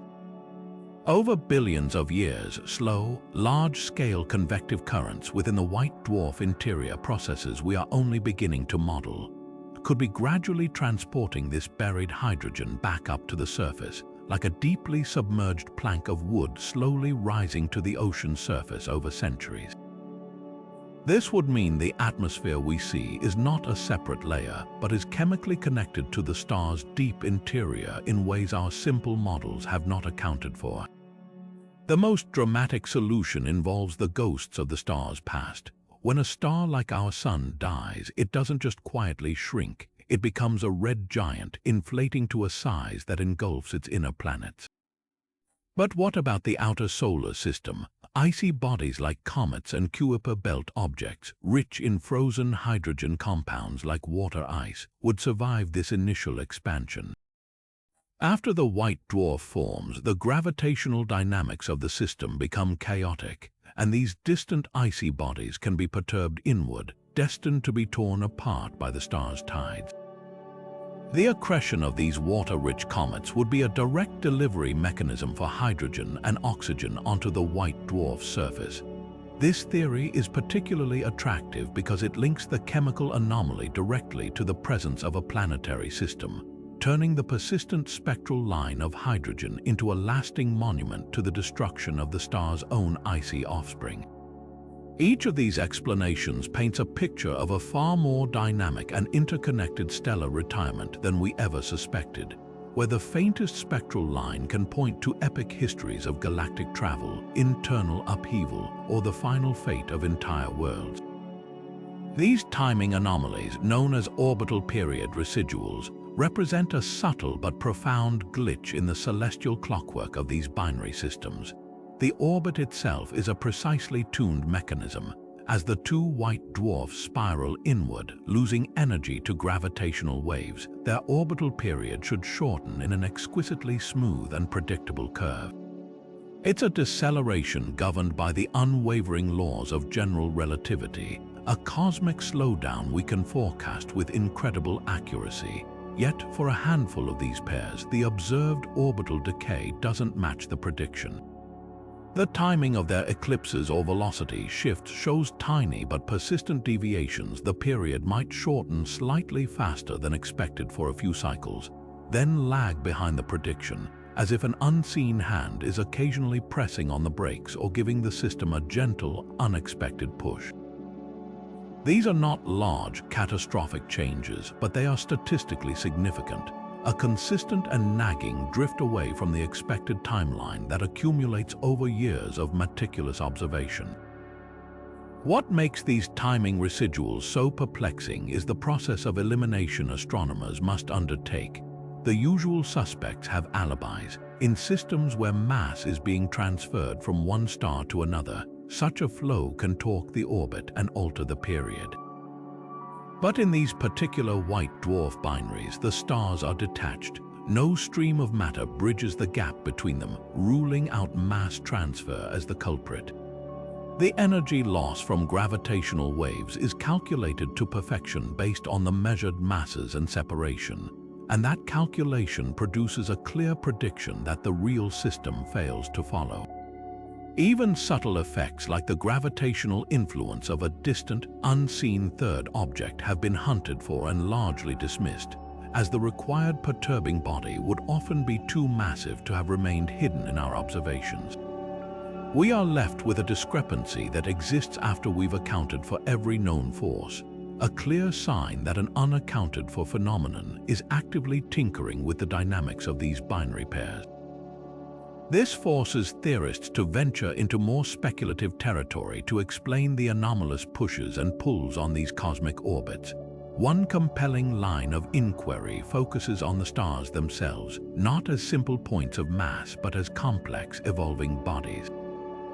If one white dwarf possesses a strong internal magnetic field, its evolution could be subtly different.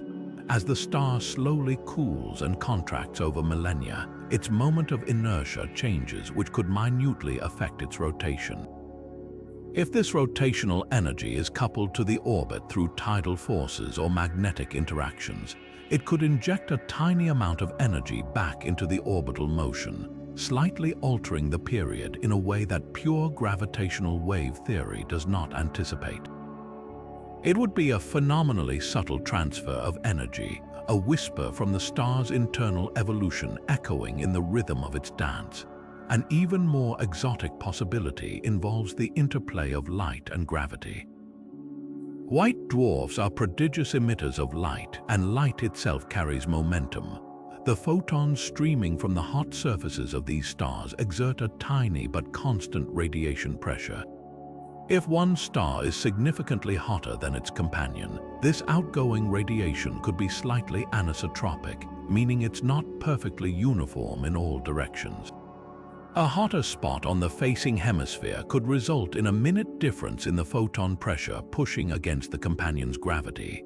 Over countless orbits, this tiny imbalance could theoretically produce a measurable drift in the orbital timing, a cumulative effect of countless particles of light nudging the system off its predicted course.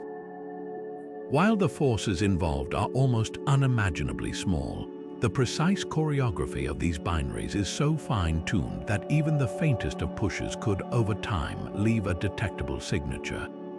The most thrilling potential explanation, however, lies in the realm of fundamental physics. Could these timing residuals be a hint of something beyond our current gravitational models? Certain alternative theories of gravity propose to reconcile general relativity with quantum mechanics or to account for dark energy, predict subtle deviations in the orbital decay of compact binaries, deviations that become more pronounced in the high-gravity environment of two white dwarfs. The observed discrepancies, therefore, might not be a flaw in our understanding of these stars, but the first faint evidence of a deeper layer of physical law, a crack in the majestic edifice of Einstein's theory through which we might finally glimpse a more complete picture of how the universe truly works. These quiet timing anomalies, measured in seconds over years, are a testament to the fact that the most profound cosmic mysteries are often hidden not in grand explosions, but in the silent, meticulous, and relentless ticking of the universe's most precise clocks. While the mysteries of infrared warmth and chemical storms capture our attention, some of the most revealing signals from white dwarfs shine in a part of the spectrum invisible to our eyes, yet rich with information, the ultraviolet. For certain white dwarfs, our telescopes detect a persistent and puzzling ultraviolet excess, a glow of high-energy light that is far brighter than any standard model of these stars can account for. This isn't a subtle difference, it's a significant surplus of radiation pouring out in the far and extreme ultraviolet wavelengths, a region of the spectrum that tells us about the very hottest processes occurring on or around the star. A white dwarf surface is hot, typically measuring between 5,000 and 150,000 degrees Celsius, and its light should follow a predictable curve across all wavelengths, a profile known as a blackbody spectrum. The ultraviolet excess is a clear deviation from this curve, a defiant bump of extra energy that should not, by all rights, be there. Pinpointing where this excess appears is crucial to understanding its origin. It predominantly shows up at the shorter, more energetic end of the UV spectrum, specifically in the range of wavelengths between approximately 90 and 200 nanometers. This is the domain of extreme heat and high-energy phenomena. The light at these wavelengths is so energetic that it can tear electrons from their atoms, a process known as ionization. For a white dwarf to produce such a surplus here, something must be heating material to temperatures vastly exceeding the already scorching surface of the star itself. It's as if we were measuring the heat from a welder's torch and found a pocket of plasma within the flame that was, inexplicably, as hot as the surface of the sun. The first and most obvious suspect would be a hidden companion star. In a binary system, a smaller, hotter star like another white dwarf or a low-mass main sequence star could contribute ultraviolet light. Yet, in the vast majority of these cases, thorough observation reveals no such companion. There is no second point of light, no telltale wobble in the star's motion, and no spectral lines from another star's atmosphere superimposed on the primary signal. The ultraviolet excess appears to be emanating from the white dwarf system itself, but from a source that remains completely invisible at all other wavelengths. This rules out a simple stellar partner and forces us to look for explanations that are far more exotic and intimately tied to the white dwarf's unique environment. Another compelling theory suggests we are seeing the intense glow of a newly formed ultra-hot accretion shock. If a white dwarf is actively pulling in material from a debris disk, that material doesn't just land softly. It plummets toward the star at a significant fraction of the speed of light, and when it hits the relatively dense atmosphere, it slams to a halt, converting its enormous kinetic energy into heat in a violent event called a standing shock. This shock can reach temperatures in the millions of degrees, easily hot enough to produce a brilliant flash of extreme ultraviolet and even soft X-ray radiation. This could elegantly explain the localized high-energy source of the excess. However, a stable accretion flow would produce a relatively constant ultraviolet glow, while the observed excess often shows variability, flickering in ways that suggest a more unstable and unpredictable inflow of material. Perhaps the most fascinating possibility involves the white dwarf's atmosphere undergoing a radical transformation. Some researchers propose that for the hottest white dwarfs, particularly those with unusual chemical compositions, our standard models of atmospheric structure may be incomplete. They suggest that a process called radiative levitation could be at play, where the tremendous outward pressure of the star's own radiation selectively pushes certain heavy ions upward, preventing them from sinking. This could create a thin, high-altitude layer of specific elements that is perpetually over-ionized by the intense UV flux from below. This layer, acting like a separate, super-hot blanket, would then re-radiate this energy, creating the illusion of an ultraviolet excess originating from a point above the star's main photosphere. It would be an atmospheric illusion, a spectral mirage caused by the bizarre physics of light contending with matter under gravity's extreme rule. The mysterious ultraviolet excess serves as a powerful reminder that a white dwarf is not a simple, featureless ember. Its light carries encoded secrets of its atmosphere, its magnetic field, and the destructive processes playing out in its immediate vicinity. This unexplained glow in the high-energy part of the spectrum is a direct challenge to our models, pushing us to consider more dynamic and complex pictures of these stellar remnants. It suggests that around these dying stars, the conditions can be ripe for generating fleeting infernos of ultraviolet light. beacons in a wavelength range that reveals the most violent and energetic processes in the cosmos. Of all the methods we use to probe the cosmos, few are as elegant or as indirect as gravitational microlensing. This remarkable technique relies on a prediction from Einstein's theory of general relativity that a massive object like a star will warp the very fabric of spacetime around it, acting as a lens that bends and magnifies the light from a more distant star shining behind it. For a brief period, as the foreground lensing star moves across our line of sight, the background star's light will temporarily brighten in a specific, predictable curve. By analyzing this light curve, astronomers can actually weigh the lensing object, determining its mass with impressive accuracy, even if the object itself is too dim to see directly. It's a powerful tool for taking the census of invisible matter in our galaxy, and white dwarfs are prime candidates for causing these events. Yet, for a specific subset of these occurrences, the light tells a story that simply doesn't add up, presenting a mystery where gravity itself seems to be misbehaving. The anomaly manifests in the precise shape and duration of the microlensing light curve. The lensing effect caused by a single, isolated object like a white dwarf should produce a smooth, symmetrical brightening and dimming of the background star. The mathematics behind this is robust and well tested. However, in these strange cases, the observed light curve is subtly distorted. It might brighten too quickly or fade too slowly. The peak magnification might be higher or lower than the mass of the white dwarf should allow. Sometimes the light curve exhibits small, secondary bumps or asymmetries, faint glitches in an otherwise clean signal. These are not errors in measurement, they are consistent, repeatable discrepancies that point to an undeniable conclusion.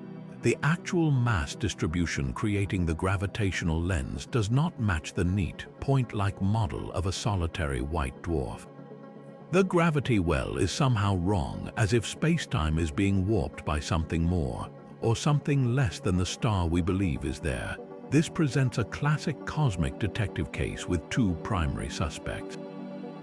The first and most plausible explanation is that we are not looking at a lone white dwarf, but at a white dwarf with a hidden environment that alters the lensing effect. If the star is surrounded by a massive, extended disk of planetary debris, a thick, swirling cloud of dust and rock, the combined gravitational pull of the star and its disk would create a more complex lens. The debris wouldn't act as a single point of mass but as a diffuse halo, subtly changing the way light is bent around the entire system. This could easily account for the anomalous light curves, making the lens appear both heavier and more spread out than a single star would suggest. It's a compelling solution, but it requires these debris disks to be far more massive and common than our current observations indicate, pushing the limits of what we believe a shattered planetary system can contain. The second suspect is far more exotic and points to a gap in our understanding of gravity itself. Could these anomalous microlensing events be a signature of something inherent to the white dwarf's own gravitational field? Under the incredible densities found in these stars, where matter is crushed into a degenerate state, does gravity behave exactly as Einstein predicted? Some speculative theories propose that under such extreme conditions, subtle modifications to general relativity might become apparent. Perhaps the ultra-dense core of a white dwarf creates a gravitational field that is slightly different from that of a simpler, point-mass object, a deviation that would only reveal itself in exquisitely precise measurements like those provided by a microlensing event.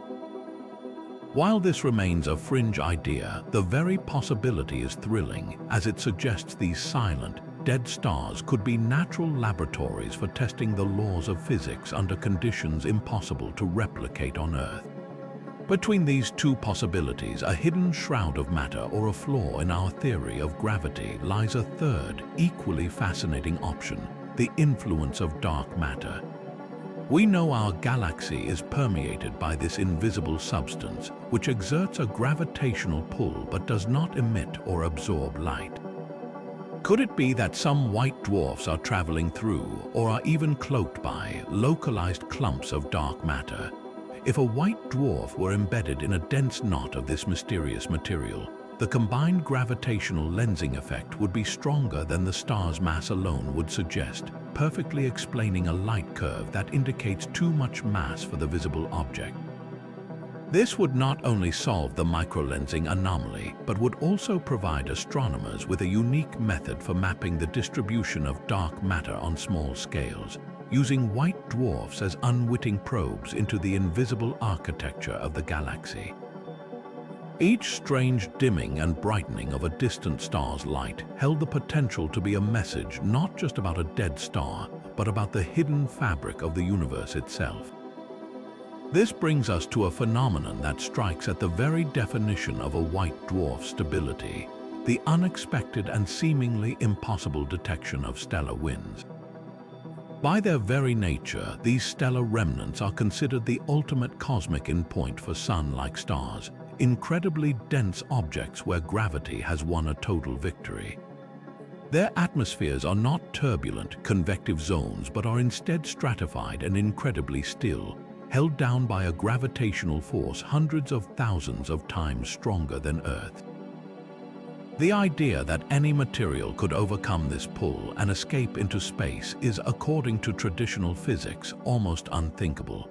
It would be like a marble rolling uphill out of the deepest ocean trench, defying the immense pressure to simply float away.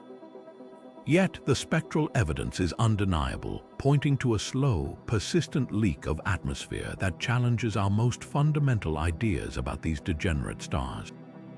The telltale signs of this mass loss are written in the subtle blue shifts of specific ultraviolet spectral lines. When astronomers train their most powerful space-based telescopes on certain white dwarfs, they detect a faint but consistent signature. The light from highly ionized atoms like carbon, silicon, and oxygen is shifted toward the blue end of the spectrum. This blue shift is the critical clue. Unlike a redshift, which indicates an object moving away, a blue shift tells us that the material emitting the light is moving directly toward us at high velocity. But the star itself isn't moving toward us. The only logical conclusion is that we are seeing a wind, a flow of gas that has been blown off the star and is now streaming outward directly in our line of sight. The material is coming off the facing hemisphere of the star and rushing toward Earth, creating the observed blue shift in its spectral fingerprint. This isn't a one-time event, it's a continuous outflow, a silent, invisible breeze of atomic particles managing to escape a gravitational prison from which there should be no release. The sheer force required to power this escape is the central mystery. In a living star like our Sun, stellar winds are driven by the intense heat and pressure from ongoing nuclear fusion in the core, which creates a turbulent corona that can boil material right off the surface. A white dwarf has no such engine. Its fusion furnace is dead and cold, so what could possibly be providing the energy to lift this material up and away? The leading theory points once again to the incredible power of starlight itself. While a white dwarf isn't conducting fusion, its surface is still searingly hot, and that light carries immense radiative pressure. For certain elements in the atmosphere, this relentless barrage of photons can act like a constant pushing force. If an atom or ion absorbs enough of this ultraviolet radiation, it can gain sufficient momentum to overcome the star's gravity and be pushed out into space, a process known as radiation driving. It's a gentle but persistent shove, like the solar wind that slowly pushes a comet's tail, but operating against far greater odds. However, this elegant explanation immediately runs into a significant problem: efficiency. For radiation pressure to work effectively, the atoms need to be highly efficient at absorbing the star's light. This requires a very specific and dense population of certain ions in the upper atmosphere. In most white dwarfs, these conditions aren't met, which is why the vast majority show no signs of a wind. This has led astronomers to propose that the white dwarfs exhibiting this mass loss must be special, They must be polluted white dwarfs, ones that are actively accreting metallic debris from torn-apart planets and asteroids. This incoming material would provide a fresh, rich supply of those specific heavy elements like iron and carbon that are excellent at absorbing the star's UV radiation. The accretion process itself might even help levitate this material to higher atmospheric layers where the radiative push is strongest. In this scenario, the white dwarf's wind isn't powered by its own internal engine, but is instead fueled by its cannibalism of planetary systems. The very act of consuming its children provides the raw material that then allows its own atmosphere to slowly bleed away into the void, a poignant and unexpected feedback loop between stellar death and planetary destruction. But if the previous signals have stretched our understanding of white dwarf physics, the next one seems to shatter it entirely, pointing to a level of internal turmoil we never thought possible. We now encounter the mystery of magnetic field reversals, a phenomenon where the very polarity of a white dwarf's magnetic field appears to flip, with its north and south poles swapping places in a timespan that defies every model of stellar evolution. In stars like our Sun, such reversals are a known process, but they operate on a grand, leisurely timetable, taking place over cycles of 11 years or more as the star's internal dynamo slowly churns and resets. For a white dwarf, a dead star whose internal engines have been shut down for eons, such an event should be impossible. Its magnetic field is thought to be a fossil, a relic frozen in place during its violent birth, and it should be stable over billions of years, slowly decaying in strength but never dramatically reversing. Yet, the evidence from polarization and spectroscopy is pointing to something far more dynamic. The clues to this bizarre behavior come from two powerful and independent lines of observation. The first is through sensitive polarization measurements. As we've discussed, a magnetic field can polarize the light emitted from a white dwarf, imprinting a specific signature on the photons that travel across space to our telescopes. By carefully tracking this polarization signature over time, astronomers can effectively map the structure and orientation of the star's magnetic field. In a handful of cases, this meticulous tracking has revealed a gradual but undeniable rotation of the polarization angle, a change that indicates the magnetic axis itself is moving. In the most extreme examples, the data suggests the axis doesn't just wobble, it completely inverts, implying the entire magnetic field has flipped polarity. The second, corroborating piece of evidence comes from a subtle analysis of the star's spectral lines. The Zeeman effect causes these lines to split into multiple components under the influence of a magnetic field, and the precise pattern of this splitting encodes information about the field's strength and direction. For certain white dwarfs, long-term monitoring has shown the Zeeman splitting pattern evolving in a way that is consistent with the magnetic axis slowly rotating and ultimately reversing its polarity. The combined weight of this polarimetric and spectroscopic evidence is difficult to ignore, pointing to a real, physical process that is actively reconfiguring the star's magnetic architecture. The true heart of the mystery, however, is not just that these reversals happen, but the astonishing speed at which they appear to occur. The timescales inferred from the data range from a few decades down to, in some speculative cases, mere years. This is the detail that breaks our current understanding. A magnetic field as strong as those found on white dwarfs possesses immense inertia. It is not something that can be easily moved or flipped. The energy required to reverse such a field is staggering, and in a star with no internal fusion or convective engine, there is no obvious power source to drive such a catastrophic reorganization. It would be like trying to reverse the polarity of the entire Earth's core using nothing but a hand crank. The forces involved are simply too vast, and the available energy is far too small. This leaves theorists grappling for explanations that lie at the very frontier of physics. One compelling, though highly speculative, idea involves the interior of the white dwarf itself. While the star's outer layers are crystallizing, its inner core may remain a degenerate fluid. If this fluid core is rotating at a slightly different speed than the solid mantle above it, the shear between these layers could, over immense timescales, wind up the magnetic field lines like a twisted rubber band. Eventually, the tension would become too great, and the entire field could snap into a new, lower energy configuration, a reversed state.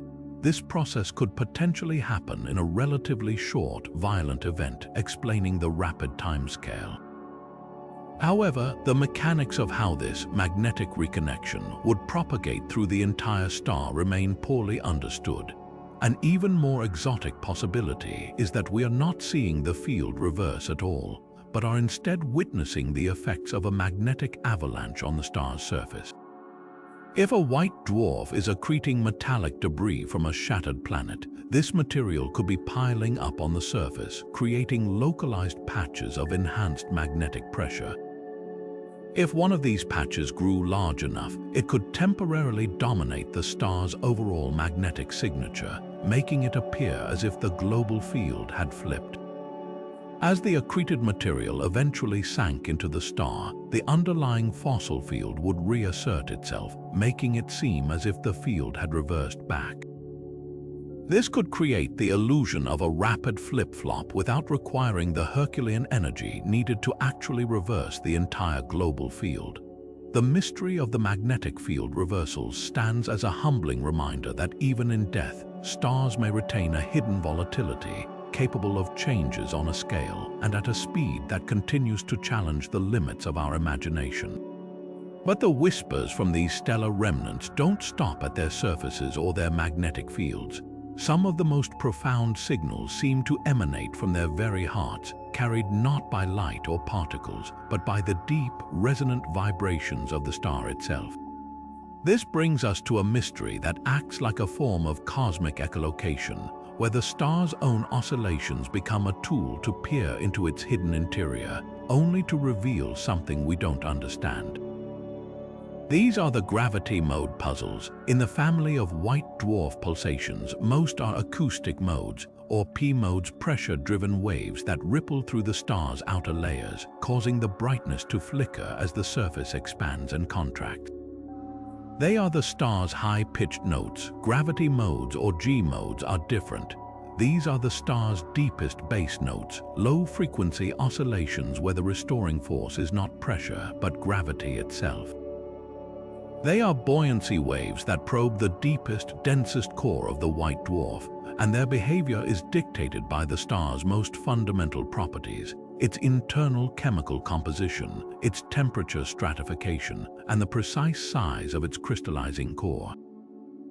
For decades, our models of stellar evolution have provided clear predictions for how these G-mode oscillations should behave. The equations are elegant. The frequencies and amplitudes of these gravity waves should form a specific, orderly pattern, a harmonic sequence that acts like a direct thermometer and scale for the star's interior.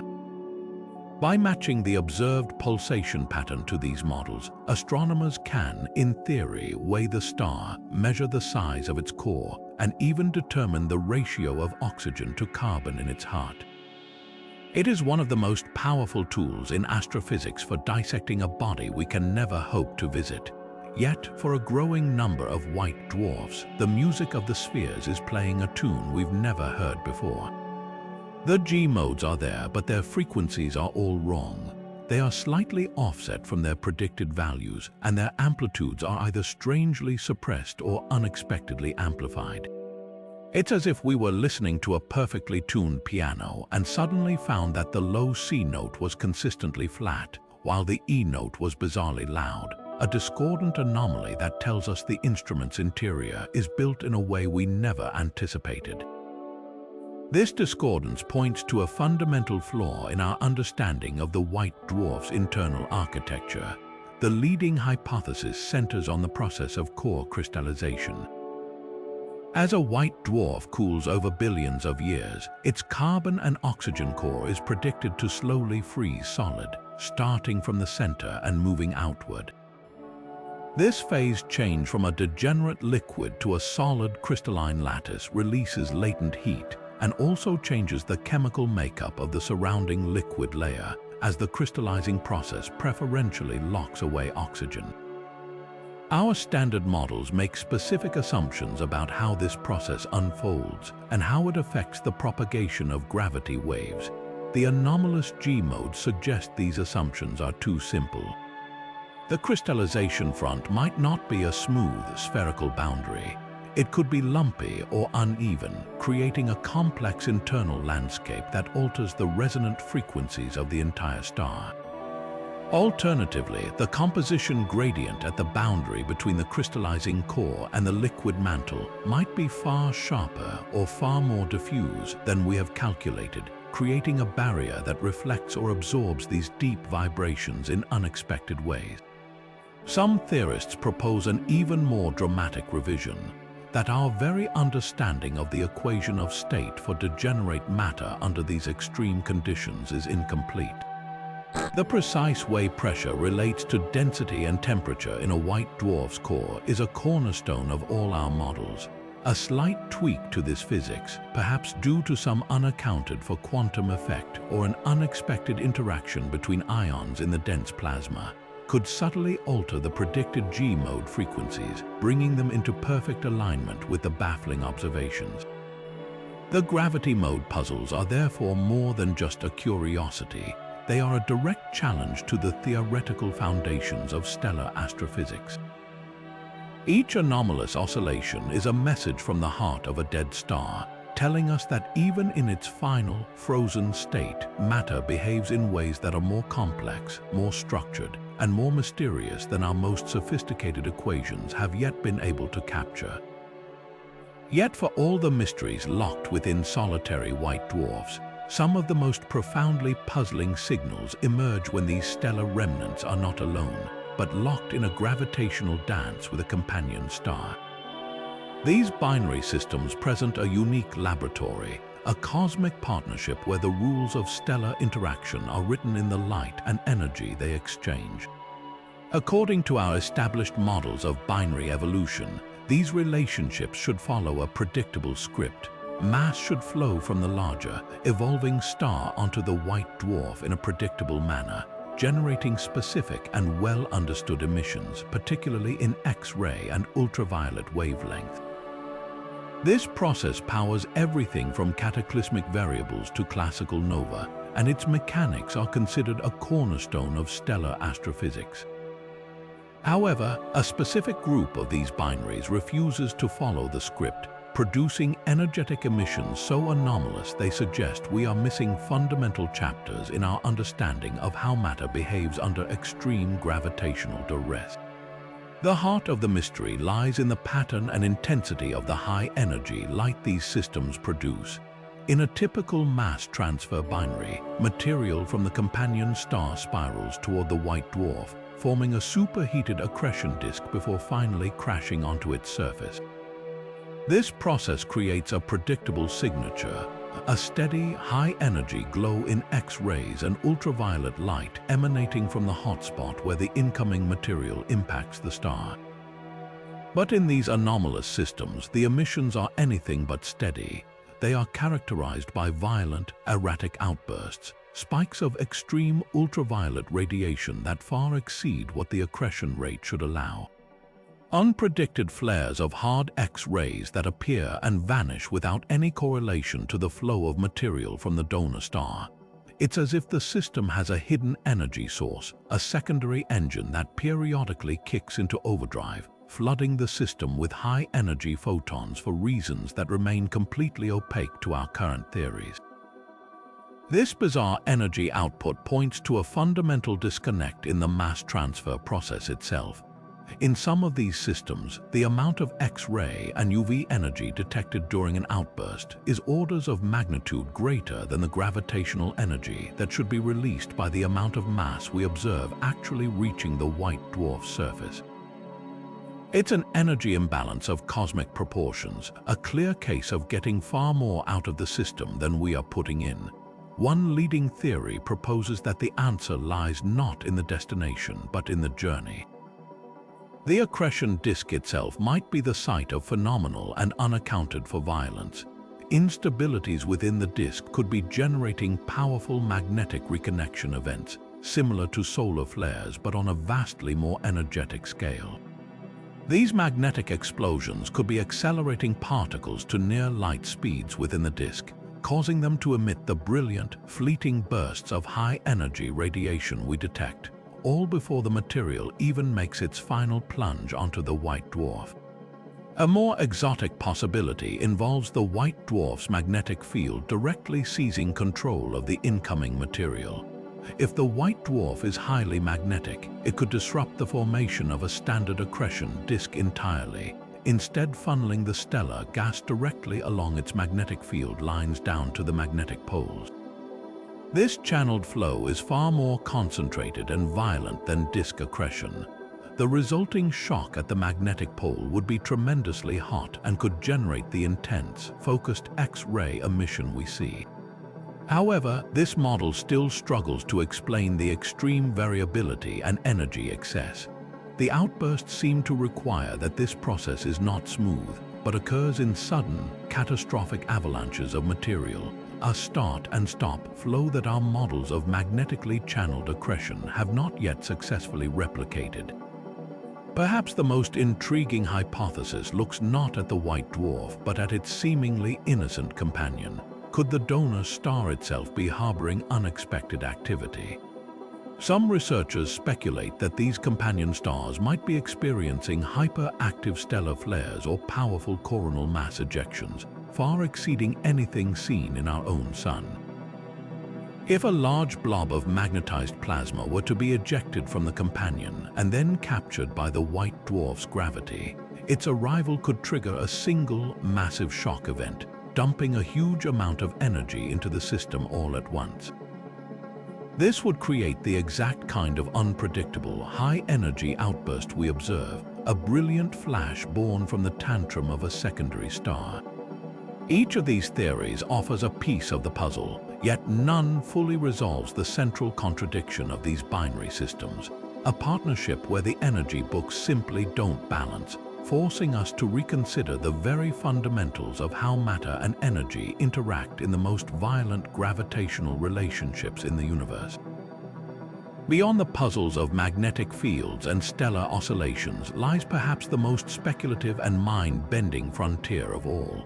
The possibility that some of these unexplained signals are not products of known physics or planetary destruction, but are instead the faint, ghostly signatures of the universe's most elusive substance, dark matter. This hypothesis ventures into the realm of what-ifs, where the known laws of physics are stretched to their breaking point, suggesting that white dwarfs could be acting as immense, natural detectors for particles that have so far evaded every instrument we've built on Earth. The idea centers on a simple but profound question. If our galaxy is indeed filled with a halo of invisible, weakly interacting massive particles, or WIMP, what would happen when these particles, drawn by immense gravity, become trapped inside the incredibly dense interior of a white dwarf? The proposed mechanism is as elegant as it is dramatic. According to some theoretical models, dark matter particles coursing through the galaxy would occasionally collide with the nuclei of atoms within a white dwarf. Because these particles are thought to only interact via gravity and the weak nuclear force, most would pass right through the star as if it weren't even there. But a tiny, tiny fraction would lose a minuscule amount of energy in these collisions, just enough to slow down below the escape velocity. Once captured, they would be irrevocably trapped by the white dwarf's gravity, sinking down to the star's ultra-dense core. Over billions of years, a vast reservoir of dark matter could accumulate there, a concentrated sphere of invisible particles orbiting at the heart of the star. And if these particles are their own antiparticles, as some theories suggest, they would eventually annihilate upon contact with one another, converting their entire mass into pure energy in accordance with Einstein's famous equation. It is this final act of annihilation that could potentially leave a detectable mark. the energy released would have to go somewhere, and theorists calculate it would be deposited as heat in the white dwarf's core. For a star that has been cooling passively for eons, this would represent an unexpected and mysterious energy source, a hidden furnace burning fuel we cannot see. This could manifest as a persistent, unexplained warmth in the star's interior, potentially slowing its rate of cooling in a way that defies all standard models of stellar evolution. We might observe a white dwarf that, given its estimated age, should be hundreds of degrees cooler than our measurements show, its fading light subtly propped up by the secret energy of annihilating dark matter. But the signals could be far more direct and dramatic than a simple temperature anomaly. The annihilation of dark matter particles wouldn't just produce heat, it would also create a shower of secondary particles. This cascade could include gamma rays, positrons, and neutrinos, each carrying a specific energy signature that could, in theory, be detected by our telescopes. If a white dwarf were found to be emitting a faint, unusual glow of gamma rays at very specific energies that don't correspond to any known atomic transition or accretion process, it could be the smoking gun, a direct signal of dark matter particles meeting their end. Similarly, an excess of positrons, the antimatter counterparts to electrons, emanating from an otherwise inert white dwarf, would be extraordinarily difficult to explain through any conventional astrophysical process, pointing squarely to a particle physics origin. The immense gravitational field of a white dwarf is the key ingredient that makes this hypothesis so compelling. It acts as a powerful amplifier, enhancing the capture rate of dark matter particles to a level that might make their collective annihilation detectable across interstellar space. A white dwarf's density provides a far larger target for these collisions than a main sequence star like our Sun, and its interior is so dense that the trapped dark matter particles would have a much higher probability of eventually finding each other and annihilating. In essence, the oldest, coldest, and most isolated white dwarfs could be the ideal laboratories for this search, their silent, simple interiors providing a clean backdrop against which the faint signal of new physics might finally become visible. Of course, this remains a highly speculative frontier. No such definitive signal has been confirmed, and the dark matter hypothesis is often described as a solution of last resort, invoked only when every other conceivable explanation has been exhausted. The energy signatures we're looking for are incredibly faint, buried under the glare of other cosmic phenomena and at the very limits of our detection capabilities.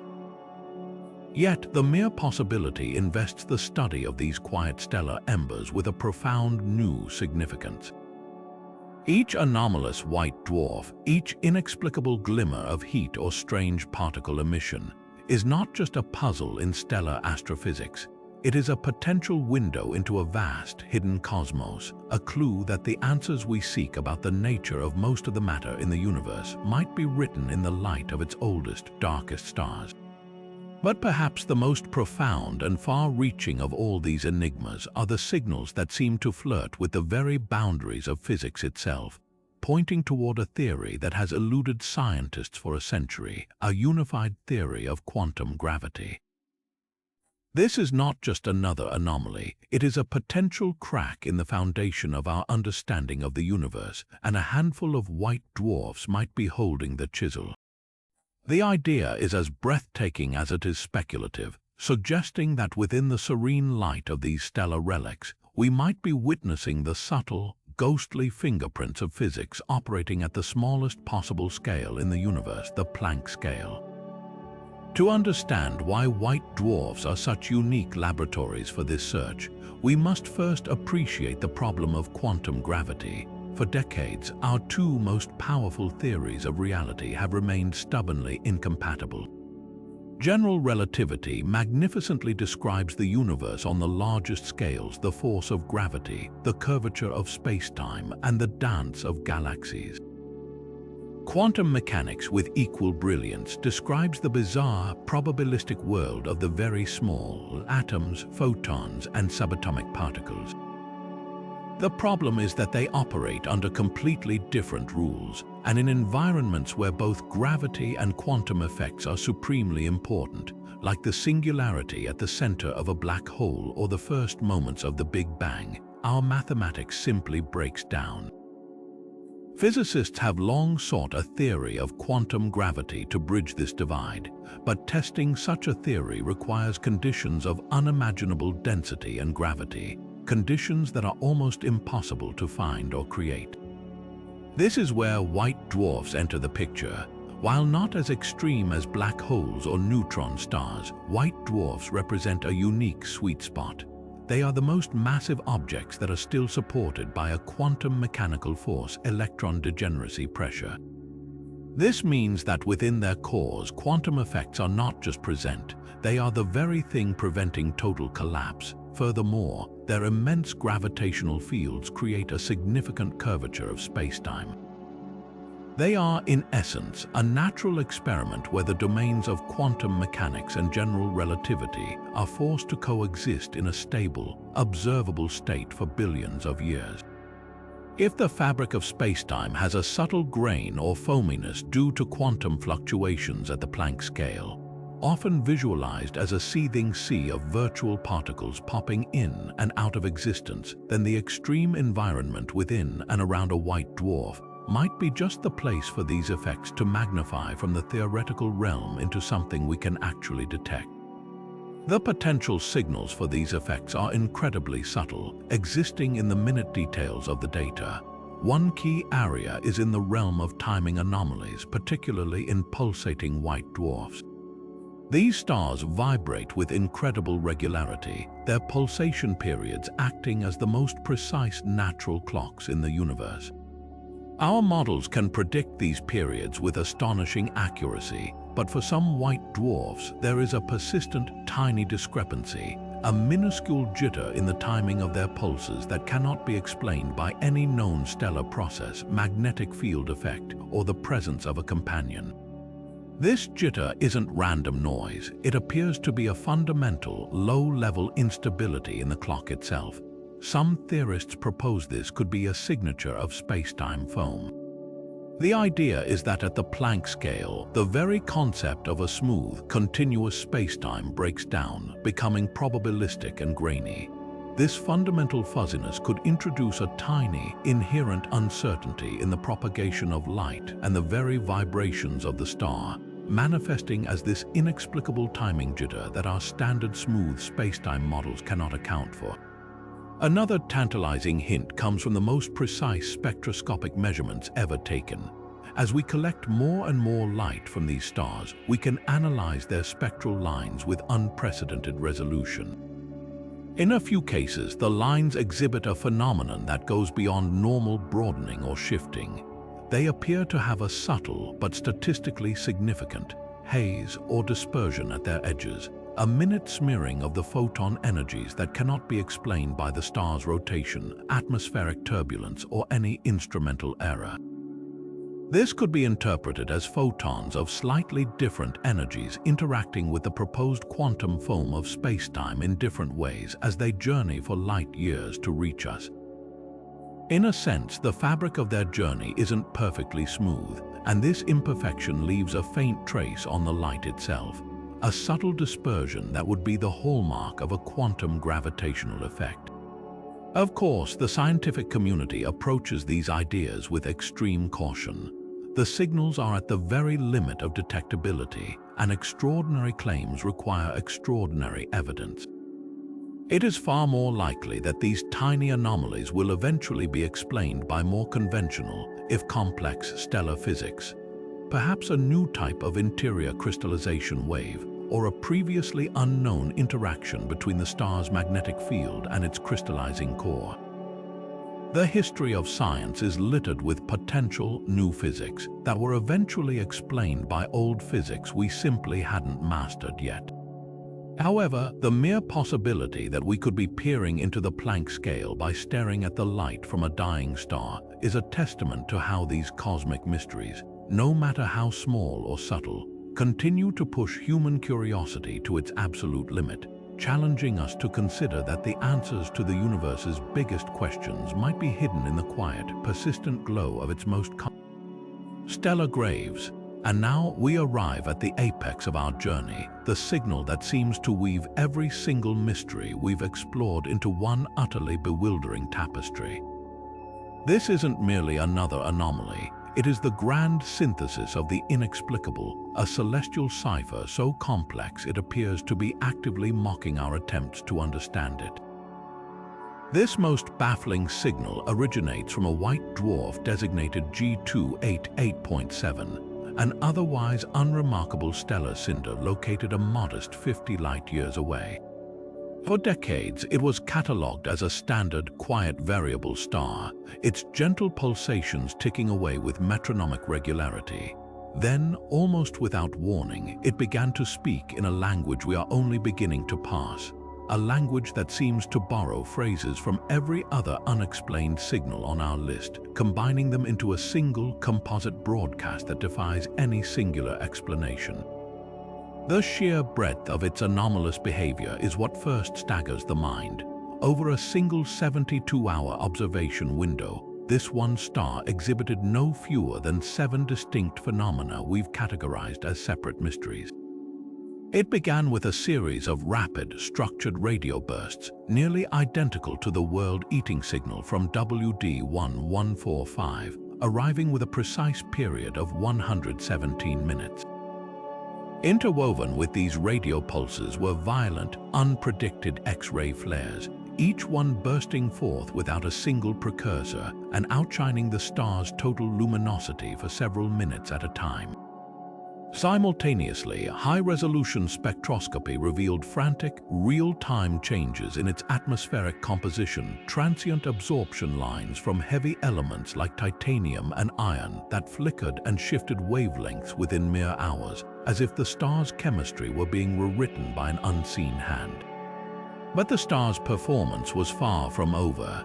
Its overall brightness began to dip in a series of profound, erratic eclipses, blocking up to 40% of its light for irregular durations, yet these deep transits commenced with a periodicity that was locked precisely to the rhythm of the radio burst. Meanwhile, polarization measurements detected a powerful, complex magnetic field that seemed to be in a state of slow, continuous reconfiguration, its circular polarization signature twisting over the course of the observation. And underpinning it all was a persistent, profound infrared excess, a thermal warmth far too great to be explained by any simple debris disk. It was as if the star had decided to put on a greatest hits compilation of white dwarf anomalies, performing them all in a chaotic, overlapping symphony of defiance. This composite signal represents the ultimate white dwarf mystery precisely because it cannot be solved in isolation. Each individual phenomenon points to a different, well-defined area of astrophysics. The radio bursts to magnetospheric physics and accretion, the X-ray flares to energetic particle acceleration, the spectral changes to atmospheric dynamics, the eclipses to circumbinary material, and the infrared excess to thermal emission processes. To have them all occur simultaneously and in a tightly correlated fashion suggests they are not separate puzzles but interconnected symptoms of a single, overarching physical process that we have not yet begun to imagine. It shatters the compartmentalized way we often study these stars, forcing us to consider that the interior, the atmosphere, the magnetic field, and the circumstellar environment are all part of one deeply coupled dynamic system. The terrifying and thrilling implication is that this one signal may hold the master key to understanding all the others. It suggests that the isolated anomalies we detect from other white dwarfs are not unique, independent phenomena, but are merely fragmented glimpses of this greater, unified whole. The star that shows only strange eclipses might be a system where the circumstellar debris is the dominant feature we can see. The star with only X-ray flares might be one where the magnetic reconnection events are particularly violent.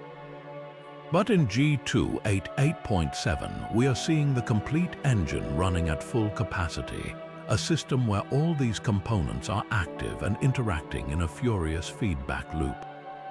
It presents a terrifyingly complex picture where the accretion of planetary debris fuels atmospheric pollution and provides the raw material for particle acceleration, which in turn is controlled and focused by a dynamic magnetic field, whose reconfigurations power high-energy flares that then heat and disrupt the circumstellar debris, causing the eclipses and infrared excess. It is a self-sustaining cycle of creation and destruction occurring on a cosmic scale. Unraveling this composite signal is not just an academic exercise, it is a direct assault on the frontier of our knowledge. It demands that we move beyond our simple, linear models and develop new multi-physics simulations that can account for the chaotic interplay of gravity, magnetism, radiation, and high-energy particle dynamics in real time. This one star, with its cacophony of conflicting data, is a stark reminder that the universe is under no obligation to present its mysteries to us one at a time in an orderly fashion. It is a chaotic, interconnected, and magnificently complex place, and sometimes it sends a signal so rich with information and so devoid of obvious explanation that it doesn't just challenge a single theory, it challenges our entire approach to understanding the cosmos. From the rhythmic radio shouts of world-eating stars to the silent, ghostly whispers of undetected radio waves, from the violent tantrums of X-ray flares to the subtle, spectral wobbles that hint at new gravity, these 25 unexplained signals form a chorus of cosmic descent. They are not isolated curiosities, they are a collective roar from the graves of stars, a definitive statement that our current understanding of stellar death is, at best, a rough draft. Each anomaly, whether it's the persistent hydrogen in ancient atmospheres, the impossibly fast spins, or the magnetic fields that flip like a frustrated coin, chips away at the foundations of astrophysics, challenging the very laws we thought governed degenerate matter and stellar evolution. What emerges from this cacophony is a stunningly new portrait of the White Dwarf. These are not the quiet, placid embers we once imagined, destined for a simple, boring fade into blackness. They are dynamic, chaotic, and profoundly complex systems. They are cosmic cannibals shredding planets and using the debris to fuel unexpected winds and brilliant flares. They are magnetic monsters harboring tangled fields of unimaginable strength that rewrite their own polarity. They are thermal paradoxes with atmospheres that somehow get hotter as you move away from the fire. They are gravitational anchors for swarms of debris that eclipse their light with perfect timing yet chaotic form.